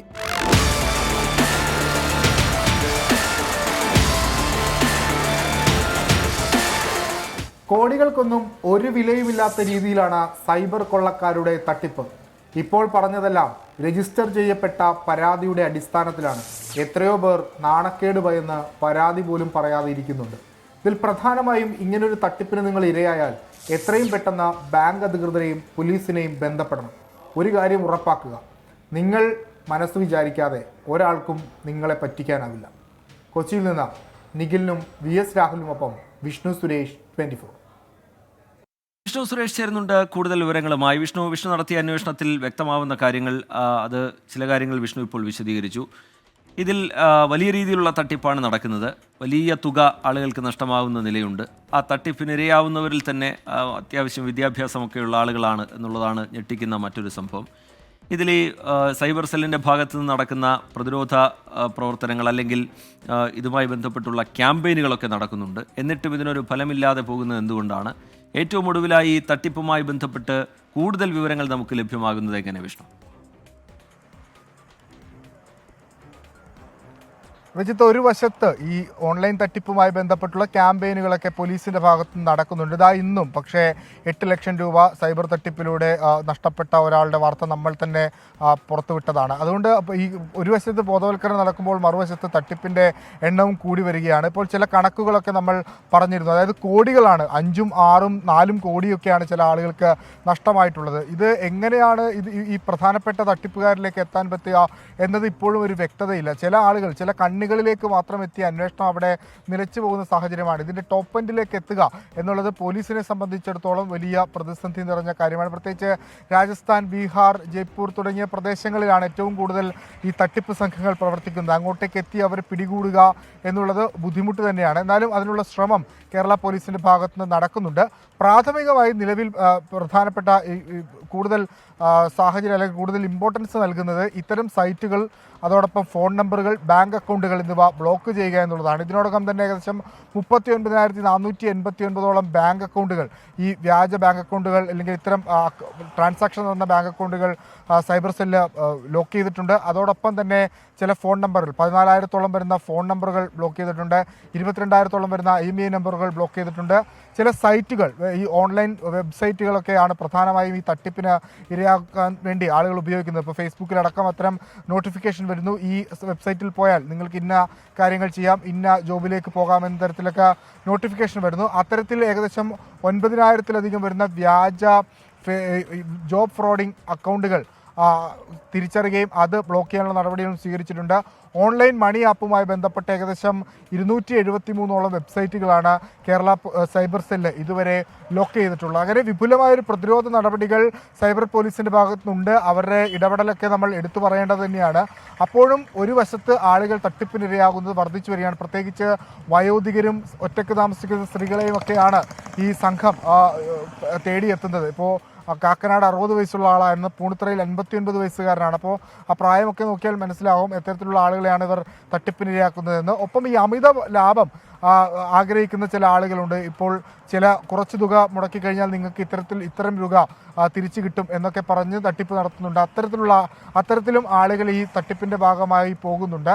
വലിയ എമൗണ്ടുകളാണ്. ഇപ്പോൾ കേരളത്തിൽ നിന്ന് മാത്രം ഏകദേശം 250-300 കോടിയോളമാണ് സൈബർ തട്ടിപ്പിൻ്റെ ഭാഗമായി നഷ്ടമായിരിക്കുന്നത്. ഇന്ത്യയിലുടനീളം അത് 10,000-ലധികം കോടിയാണെന്നാണ് പോലീസിൻ്റെ തന്നെ കണക്ക്. അപ്പോൾ വ്യാപകമായി തട്ടിപ്പ് നടക്കുന്നുണ്ട്. ഇത് തട്ടിപ്പിൽ പെടാതിരിക്കാനുള്ള ജാഗ്രത പുലർത്തുക. ഏതെങ്കിലും തരത്തിൽ നമ്മളിതിൻ്റെ ഇരയാക്കപ്പെട്ട് കഴിഞ്ഞാൽ ആ അക്കൗണ്ട്, നമ്മുടെ ബാങ്ക് അക്കൗണ്ട് അടക്കം ഫ്രീസ് ചെയ്യാനുള്ള നടപടിയിലേക്ക് കടക്കണം. അതല്ലെങ്കിൽ പിന്നീട് നമുക്ക് ആ ബാങ്ക് അക്കൗണ്ടിലേക്ക് നിക്ഷേപിക്കുന്ന തുകയെല്ലാം നമ്മൾ പോലും അറിയാതെ മറ്റ് അക്കൗണ്ടിലേക്ക് മാറ്റപ്പെടുന്ന സാഹചര്യം ഉണ്ടാകും. പോലീസിൽ പരാതി നൽകുക, ഇവരയക്കുന്ന ഈ ഡോക്യുമെൻറ്റുകളും വ്യാജ സന്ദേശങ്ങളും ഒക്കെ സേവ് ചെയ്ത് വെക്കുക. അങ്ങനെയല്ല ഇതിനെ പ്രതിരോധിക്കണം എന്നാണ് നിലവിൽ സൈബർ പോലീസ് പറയുന്നത്. ഇത്തരത്തിലൊരു സംഭവം ഉണ്ടായാൽ ഉടനടി സൈബർ പോലീസിനെ ബന്ധപ്പെടുക എന്നുള്ളതാണ് ഇതിൽ നിന്ന് രക്ഷപ്പെടാനുള്ള ഏക മാർഗം. റിജിത്ത്. ശരി, വിഷ്ണു സുരേഷ് വിവരങ്ങൾ നൽകുകയായിരുന്നു. വിഷ്ണു പറഞ്ഞതുപോലെ അത് തന്നെയാണ് ഏകമാർഗം. ഇങ്ങനെ തട്ടിപ്പിനിരയാവുന്നുണ്ട് എന്ന് മനസ്സിലാക്കുന്ന ഘട്ടത്തിൽ ഉടൻ തന്നെ അത് പോലീസിനെ അറിയിക്കുക. നമ്മൾ രക്ഷപ്പെടുക എന്നതുപോലെ തന്നെ ആ തട്ടിപ്പുകാരെ പൂട്ടുക എന്നതുകൂടി പ്രധാനമാണ്. അതിൻ്റെ ഭാഗമായത് പോലീസിൽ അറിയിക്കുക. ഒപ്പം തന്നെ ഈ കാര്യങ്ങളിലൊക്കെ ഒരു പൊതുവായ ജാഗ്രത നമ്മൾ വെച്ച് പുലർത്തുക. എന്തെങ്കിലും അസ്വാഭാവികത തോന്നിയാൽ നേരെ അത് പോലീസിനെ അറിയിക്കുന്ന നിലയിലേക്ക് കാര്യങ്ങൾ കൊണ്ടുപോവുക. അങ്ങനെയൊക്കെ മാത്രമേ ഇതിനെ നമുക്ക് പ്രതിരോധിക്കാൻ കഴിയുകയുള്ളൂ. നേരത്തെ വിഷ്ണു ഇതുവരെ കേരളത്തിൽ നിന്ന് തട്ടിയ തുകയുടെ കണക്ക് അത് പ്രേക്ഷകരോട് പങ്കുവച്ചിരുന്നു. ഏതാണ്ട് 300 കോടിയിലധികം രൂപ മലയാളികളിൽ നിന്ന് ഇതുവരെ ഈ തട്ടിപ്പ് സംഘം തട്ടിയെടുത്തിട്ടുണ്ടെന്ന് പറഞ്ഞാൽ ആ തട്ടിപ്പിൻ്റെ വ്യാപ്തി എത്രത്തോളം വലുതാണ് എന്നുള്ള കാര്യം പ്രേക്ഷകർക്ക് ബോധ്യപ്പെടും. DGPയുടെ പേരിൽ ഡിജിറ്റൽ തട്ടിപ്പ് നടത്തി പിടിയിലായവർ ഉപയോഗിച്ചത് 35 അക്കൗണ്ടുകളാണ്. തട്ടിപ്പിനായി പ്രതിദിനം നിശ്ചയിച്ചിരുന്ന ടാർഗറ്റ് 50,000 രൂപ. 6 മാസം കൊണ്ട് 35 അക്കൗണ്ടുകളിലൂടെ തട്ടിയെടുത്തത് 1 കോടി രൂപയിലേറെ. DGPയുടെ കാർ എന്ന പേരിൽ പ്രതികൾ ഫേസ്ബുക്കിലിട്ട കാറിൻ്റെ ചിത്രം 24-ന് ലഭിച്ചു. S. ശ്യാംകുമാർ കൊച്ചിയിൽ നിന്ന് വിവരങ്ങളുമായി ചേരുന്നുണ്ട്. ശ്യാം, ഈ തട്ടിപ്പിൻ്റെ ഓരോ വഴികളിൽ ദുരുപയോഗം ചെയ്യപ്പെടുന്നത് പോലീസ് മേധാവിയുമായി ബന്ധപ്പെട്ട കാര്യങ്ങൾ തന്നെയാണ്. എന്താണ് ഈ തട്ടിപ്പുമായി ബന്ധപ്പെട്ട് നമുക്ക് അന്വേഷണത്തിൽ വ്യക്തമായത്? ശ്യാം. റിജിത്ത്, തട്ടിപ്പുകാർക്ക് അവരാരെ തട്ടിപ്പ് നടത്തുന്നു അതിൻ്റെ പദവിയോ മറ്റോ നോട്ടമില്ല എന്നുള്ളതിൻ്റെ ഏറ്റവും വലിയ ഉദാഹരണം കൂടിയാണ് ഇത്. ഡയറക്ടർ ജനറൽ ഓഫ് പ്രോസിക്യൂഷൻ്റെ പേരിലുള്ള അദ്ദേഹത്തിൻ്റെ ചിത്രം ഉപയോഗിച്ചുകൊണ്ടാണ് ഈ തട്ടിപ്പ് നടത്തിയത്. ഇതിൽ അച്ചു, അമൽ, വിമൽ ഈ 3 പേരെയാണ് തിരുവനന്തപുരം വെട്ടുകാട്, കമലേശ്വരം തുടങ്ങിയ സ്ഥലങ്ങളിൽ നിന്ന് പോലീസ് അറസ്റ്റ് ചെയ്തത്. ഇവരുടെ തട്ടിപ്പ് രീതിയും വളരെ ഒരു കൗതുകമുണ്ടാക്കുന്നതെന്ന് പോലീസ് പറയുന്നു. 35 അക്കൗണ്ടുകളിലൂടെയാണ് ഇവർ ഈ തട്ടിപ്പ് പണം കൈകാര്യം ചെയ്തിരുന്നത്. ആ 35 അക്കൗണ്ടുകളും പോലീസ് ഫ്രീസ് ചെയ്തിട്ടുണ്ട്. ആഡംബര ജീവിതത്തിന് വേണ്ടിയിട്ടാണ് ഇവർ ഈ പണം ഉപയോഗിച്ചിരുന്നത്. ഓരോരുത്തർക്കും ലക്ഷങ്ങൾ വിലയുള്ള നിരവധി ബൈക്കുകളും കാറുകളും ഒക്കെ ഇവർ ഈ കഴിഞ്ഞ 6 മാസത്തിനിടയിൽ സ്വന്തമാക്കിയിട്ടുണ്ട് എന്ന് പറയുന്നത് പോലീസാണ്.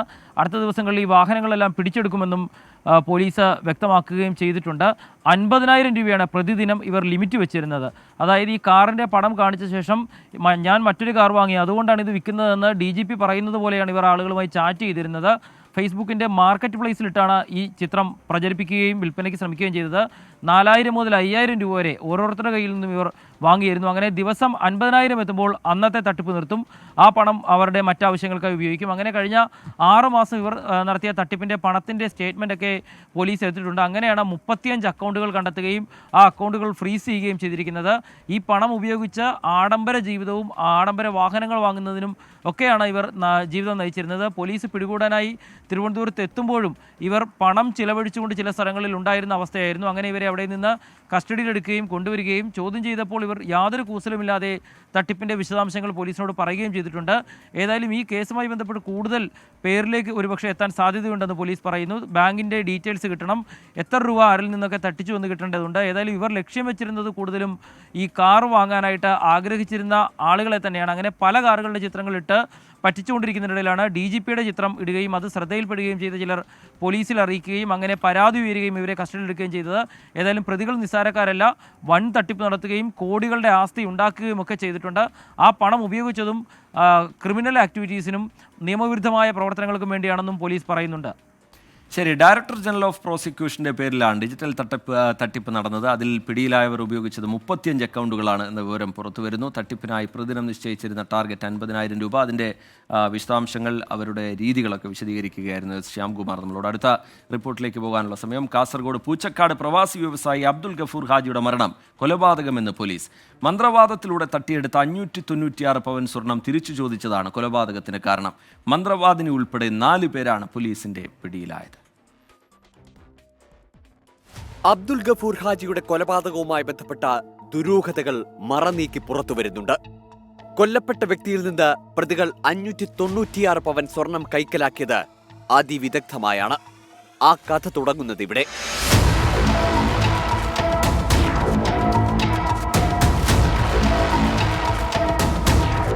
ഭാര്യയുടെ അസുഖത്തെ തുടർന്ന് മാനസിക വിഷമത്തിലായിരുന്നു അബ്ദുൽ ഗഫൂർ ഹാജി. നാട്ടിലും പള്ളിയിലുമെല്ലാം സന്തോഷവാനായിരുന്ന അദ്ദേഹം പക്ഷേ ഭാര്യയുടെ അസുഖം മാറാനുള്ള വഴികൾ തേടി അലഞ്ഞു. അങ്ങനെയിരിക്കെ കേസിലെ 2ാം പ്രതിയും മന്ത്രവാദിനിയുമായ ജിന്നുമ്മ എന്നറിയപ്പെടുന്ന മാങ്ങാട് സ്വദേശി KH ഷമീനെ അബ്ദുൽ ഗഫൂർ ഹാജി പരിചയപ്പെടുന്നു.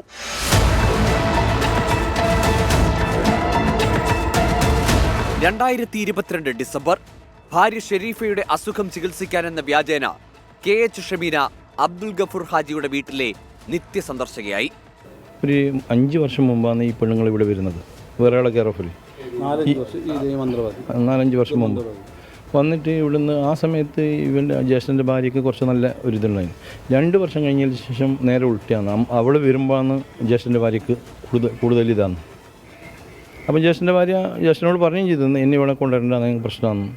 ഇവള് അപ്പോഴേക്ക് ജ്യേഷ്ഠനെല്ലാം ഇതാക്കിയിട്ട് എടുത്തിരുന്നു. അവള് മൊത്തത്തിൽ സമ്പാദ്യം എല്ലാം അവരുതല്ല. ബാക്കി നമ്മളെ കുടുംബത്തിലെ 12 പേരെ സ്വർണ്ണമാണ് പോയിട്ടുള്ളത്. പെങ്ങന്മാരുതും അനിയൻ്റെ ഭാര്യതും മകളുടെ മരുമകളുടെ. ചികിത്സയ്ക്കുള്ള ഫീസ് ആദ്യം പണമായി ആവശ്യപ്പെട്ടു, പിന്നെ സ്വർണമായും. പിന്നീടങ്ങോട്ട് അബ്ദുൽ ഗഫൂർ ഹാജിയുടെ വിശ്വസ്തയായി KH ഷമീന മാറി. ഈ സമയമെല്ലാം ഷമീനയ്ക്ക് സഹായിയായി ആൺ സുഹൃത്ത് ഉളിയത്തടുക്ക സ്വദേശി ഉവൈസും അബ്ദുൽ ഗഫൂർ ഹാജിയുടെ വീട്ടിലേക്ക് എത്തിയിരുന്നു. അപ്പോൾ ആ മരണം ഞങ്ങൾക്ക് രാവിലെ ഞങ്ങൾ അറിയുമ്പോൾ ഒരു സാധാരണഗതിയിലുള്ള മരണമായിട്ടാണ് ഞങ്ങൾ മനസ്സിലാക്കിയത്. പക്ഷേ ദിവസങ്ങൾ പിന്നിടുമ്പോഴാണ് കാര്യങ്ങൾ മനസ്സിലായത്. പിന്നെ ഇതിൻ്റെ ബാക്കിൽ ഇങ്ങനെ ഒരു സംഭവമുണ്ട്. അത് ഷെരീഫയുടെ അസുഖം മൂർച്ഛിക്കുമ്പോൾ അത് ജിന്നാണെന്നും ജിന്നിനെ ബഹുമാനിക്കണമെന്നും മന്ത്രവാദിനി KH ഷമീന അബ്ദുൽ ഗഫൂർ ഹാജിയെ വിശ്വസിപ്പിച്ചു. നമ്മൾ അറസ്റ്റ് ചെയ്ത പ്രതികളെക്കുറിച്ച് ആളുകളൊക്കെ സംശയം പറഞ്ഞിരുന്നു. ഈ വീടുമായിട്ട് വളരെയധികം ബന്ധമുള്ള ആളുകളായിരുന്നു. മരണപ്പെട്ട ദിവസം ഇവരുടെ സാന്നിധ്യം ഈ പ്രദേശത്ത് തന്നെ ഉണ്ടായിരുന്നു. അവർ രാവിലെ തൊട്ട് ഈ പ്രദേശത്ത് തങ്ങുകയും 3-ാം പ്രതിയായിട്ട് പറയുന്ന സ്ത്രീയുടെ വീട് ഇതേ ടവർ ലൊക്കേഷനിൽ തന്നെയാണ്. അതുപോലെ തന്നെ പോലീസ് പിറ്റേ ദിവസം ചോദിക്കുകയോ അന്വേഷിക്കുകയോ ചെയ്തു കഴിഞ്ഞിട്ടുണ്ടെങ്കിൽ മറുപടി പറയുന്നതിന് വേണ്ടി ഇവർ മനഃപൂർവ്വം ചില തെളിവുകളൊക്കെ സൃഷ്ടിച്ചെടുത്തിട്ടുണ്ട്. അതെല്ലാം നമ്മൾ കണ്ടെത്തുകയും നമ്മളത് രേഖപ്പെടുത്തുകയും ചെയ്തിട്ടുണ്ട്. ഷെരീഫയുടെ അസുഖം മൂർച്ഛിക്കുമ്പോൾ, അല്ലെങ്കിൽ KH ഷമീനയുടെ കെട്ടുകഥയിൽ പറഞ്ഞാൽ പാത്തു വരുന്ന സമയങ്ങൾ അവർ മുതലെടുത്തു. സ്വർണ്ണാഭരണങ്ങൾ തന്നാൽ അത് ഇരട്ടിപ്പിച്ചു നൽകാമെന്ന് മന്ത്രവാദിനി അബ്ദുൽ ഗഫൂർ ഹാജിയെ വിശ്വസിപ്പിച്ചു. പലപ്പോഴായി ഹാജിയുടെ കൈവശമുള്ള സ്വർണ്ണാഭരണങ്ങൾ മുഴുവനും KH ഷമീനയും ഉവൈസും തട്ടിയെടുത്തു. ഈ സ്വർണ്ണാഭരണങ്ങൾ ഇരട്ടിപ്പിക്കാനായി മന്ത്രവാദം നടത്തിയ ശേഷം മുറിയിൽ പൂട്ടിവെച്ചു. പക്ഷേ രഹസ്യമായി ഇതെല്ലാം കൈക്കലാക്കിയ പ്രതികൾ ആഭരണങ്ങൾ നഗരത്തിലെ ജ്വല്ലറികളിൽ വിറ്റഴിച്ചു എന്നതാണ് യാഥാർത്ഥ്യം.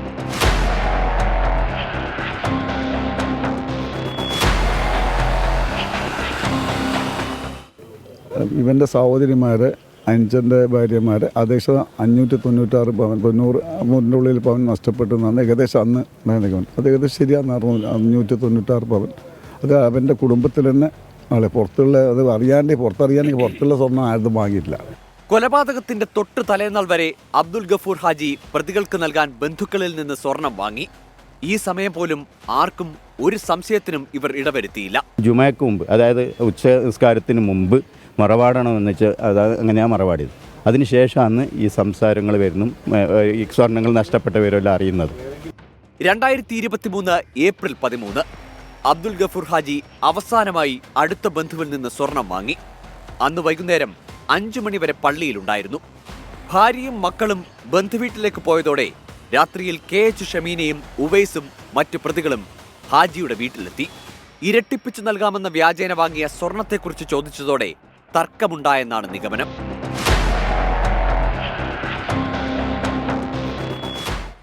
ഏപ്രിൽ 14 രാവിലെ 10 മണിക്ക് പോയിട്ട് സ്വർണം വാങ്ങിച്ചിട്ട് കൊണ്ടുവന്നിരുന്നു.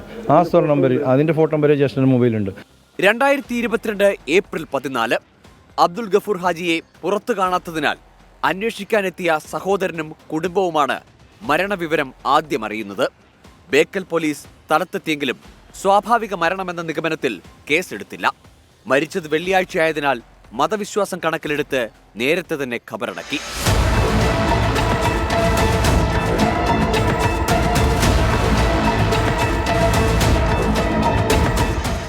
ഇല്ല അവരോട് അത്യാവശ്യം സ്വർണ്ണം വേണം, 1 മാസത്തേക്ക് വേണമെന്ന് പറഞ്ഞിട്ട് വാങ്ങിച്ചത്. പിന്നെ ജീവിതത്തിൽ അങ്ങനെ സ്വർണ്ണം വാങ്ങിച്ചിട്ട് ഇങ്ങനെ തട്ടിപ്പ് അങ്ങനത്തെ ഒരു റിമാർക്കുള്ള ഒരു വ്യക്തിയല്ല. സഹോദരങ്ങളുടെയും ബന്ധുക്കളുടെയും സ്വർണ്ണാഭരണങ്ങൾ നഷ്ടപ്പെട്ടത് പിന്നീട് പുറത്തറിഞ്ഞു. അതോടെ അബ്ദുൽ ഗഫൂർ ഹാജിയുടെ വീട്ടിലെ നിത്യസന്ദർശകയായിരുന്ന മന്ത്രവാദി KH ഷമീനയിലേക്കും സംശയത്തിന്റെ വിരൽ നീണ്ടു. പല ചീറ്റിംഗ് കേസിലും ഇവർ പ്രതിയാണെന്ന് അറിയുകയും ഞങ്ങളെ തന്നെ കുറേ ആൾക്കാർ ബന്ധപ്പെട്ടിരുന്ന ആ കാര്യങ്ങളൊക്കെ ഞങ്ങൾ പോലീസ് മേധാവികൾക്ക് ഞങ്ങൾ വിവരം കൊടുക്കുകയും ചെയ്തിട്ടുണ്ട്. ഇതോടെയാണ് അബ്ദുൽ ഗഫൂർ ഹാജിയുടെ കൊലപാതകത്തിന് കാരണക്കാരായവരെ കണ്ടെത്തണമെന്നാവശ്യപ്പെട്ട് ആക്ഷൻ കമ്മിറ്റി രൂപീകരിച്ചത്.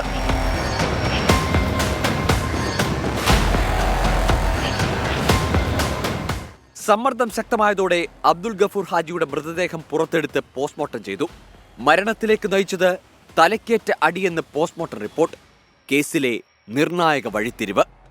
തുടർന്നാണ് ജിന്നുമ്മ എന്നറിയപ്പെടുന്ന മന്ത്രവാദിനി മാങ്ങാട് സ്വദേശിനി KH ഷമീന, ആൺ സുഹൃത്ത് ഉളിയത്തടുക്ക സ്വദേശി ഉവൈസ്, പൂച്ചക്കാട് സ്വദേശി അസ്നിഫ, കൊല്ലിയ സ്വദേശി ആയിഷ എന്നിവരെ അറസ്റ്റ് ചെയ്തത്.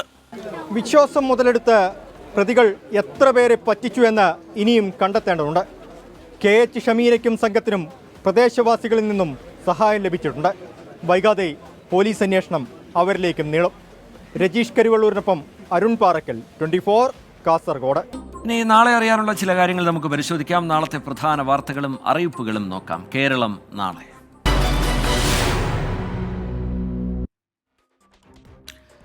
വൈദ്യുതി നിരക്ക് വർധന സംബന്ധിച്ച ഉത്തരവ് നാളെ ഇറങ്ങിയേക്കും. റെഗുലേറ്ററി കമ്മീഷൻ അംഗങ്ങൾ മുഖ്യമന്ത്രിയെ കണ്ട് നിരക്ക് വർധനയുടെ സാഹചര്യം ബോധ്യപ്പെടുത്തി.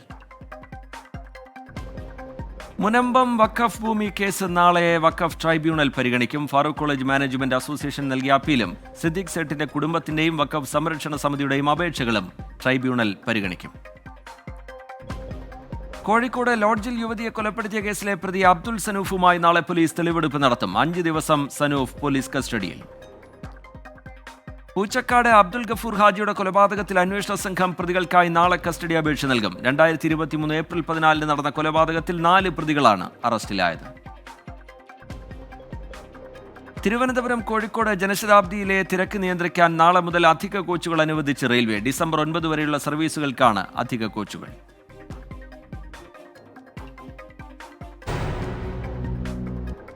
സ്മാർട്ട് സിറ്റി പദ്ധതിയിൽ നിന്ന് പിന്മാറുന്ന ടീകോമിന് നഷ്ടപരിഹാരം നൽകാനുള്ള സർക്കാർ നീക്കം വിവാദത്തിലായിരിക്കുകയാണ്. വർഷങ്ങളായി പല വിവാദങ്ങൾക്കും വഴിവെച്ച പദ്ധതിയായിരുന്നു സ്മാർട്ട് സിറ്റി. വികസനത്തിന്റെ കാര്യത്തിൽ മാറി മാറി വരുന്ന സർക്കാരുകളുടെ അവകാശവാദങ്ങൾ പാതി വഴിയിൽ പാളിപ്പോകുന്നുണ്ടോ? കാണാം M. അഫ്സൽ തയ്യാറാക്കിയ വാൽകഷണം. തൃക്കാക്കര മണ്ഡലം എറണാകുളം ജില്ലയിൽ തന്നെ വളരെ പ്രത്യേകതയുള്ള മണ്ഡലമായിട്ട് മാറുകയാണ്. ഒരു നില മെട്രോ, മേലെ നില മൂപ്പര് പറഞ്ഞ 1ാമത്തെ നിലയിൽ നിന്നിട്ട് ഇറങ്ങിയിട്ട് കുറച്ചങ്ങോട്ട് നടന്നാല് വലിയൊരു കെട്ടിടം കാണാം. യാഥാർത്ഥ്യമാക്കില്ലെന്ന് പലരും കരുതിയ പല പദ്ധതികളും അവരുടെ തന്നെ കൺമുന്നിൽ യാഥാർത്ഥ്യമാവുകയാണ്.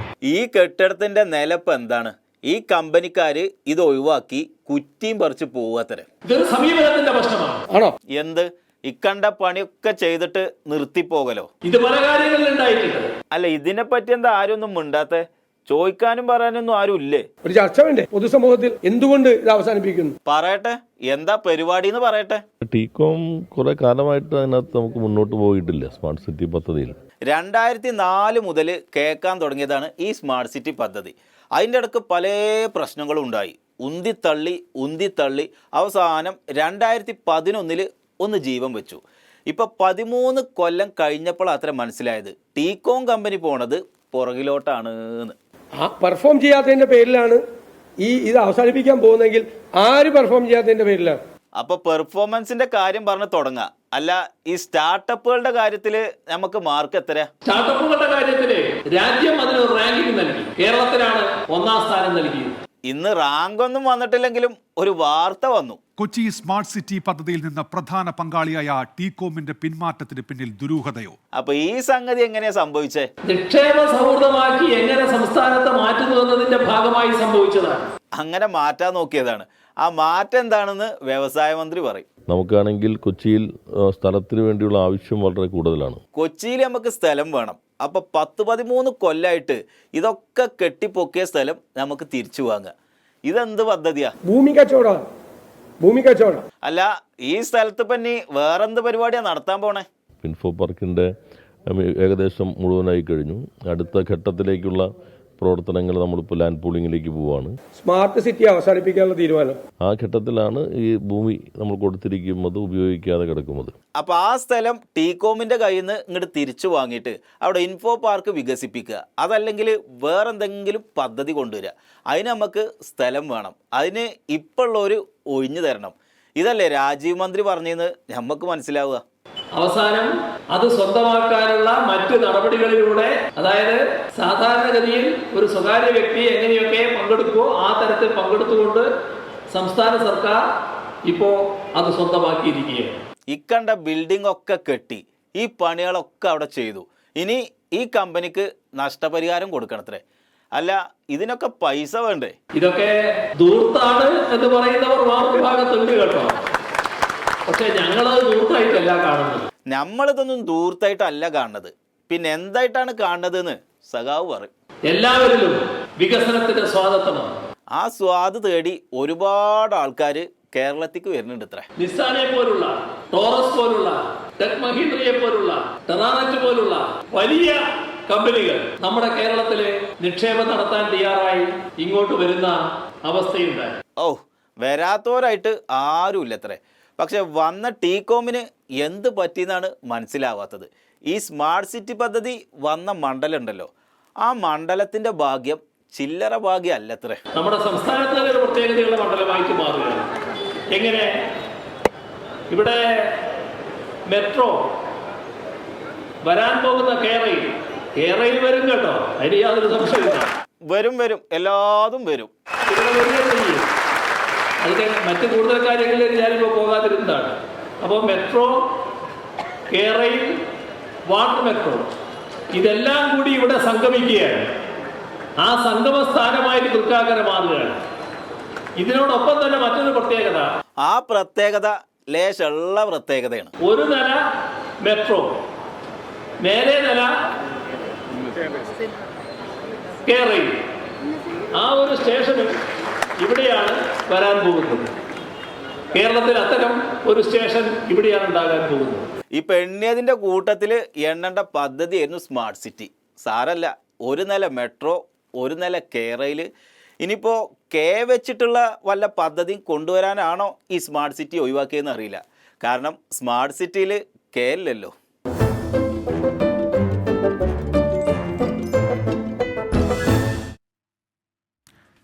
മാൽകഷ്ണത്തോടെ ഇന്നത്തെ പ്രൈം ടൈമിൻ്റെ സമയം ഇവിടെ പൂർത്തിയാവുകയാണ്.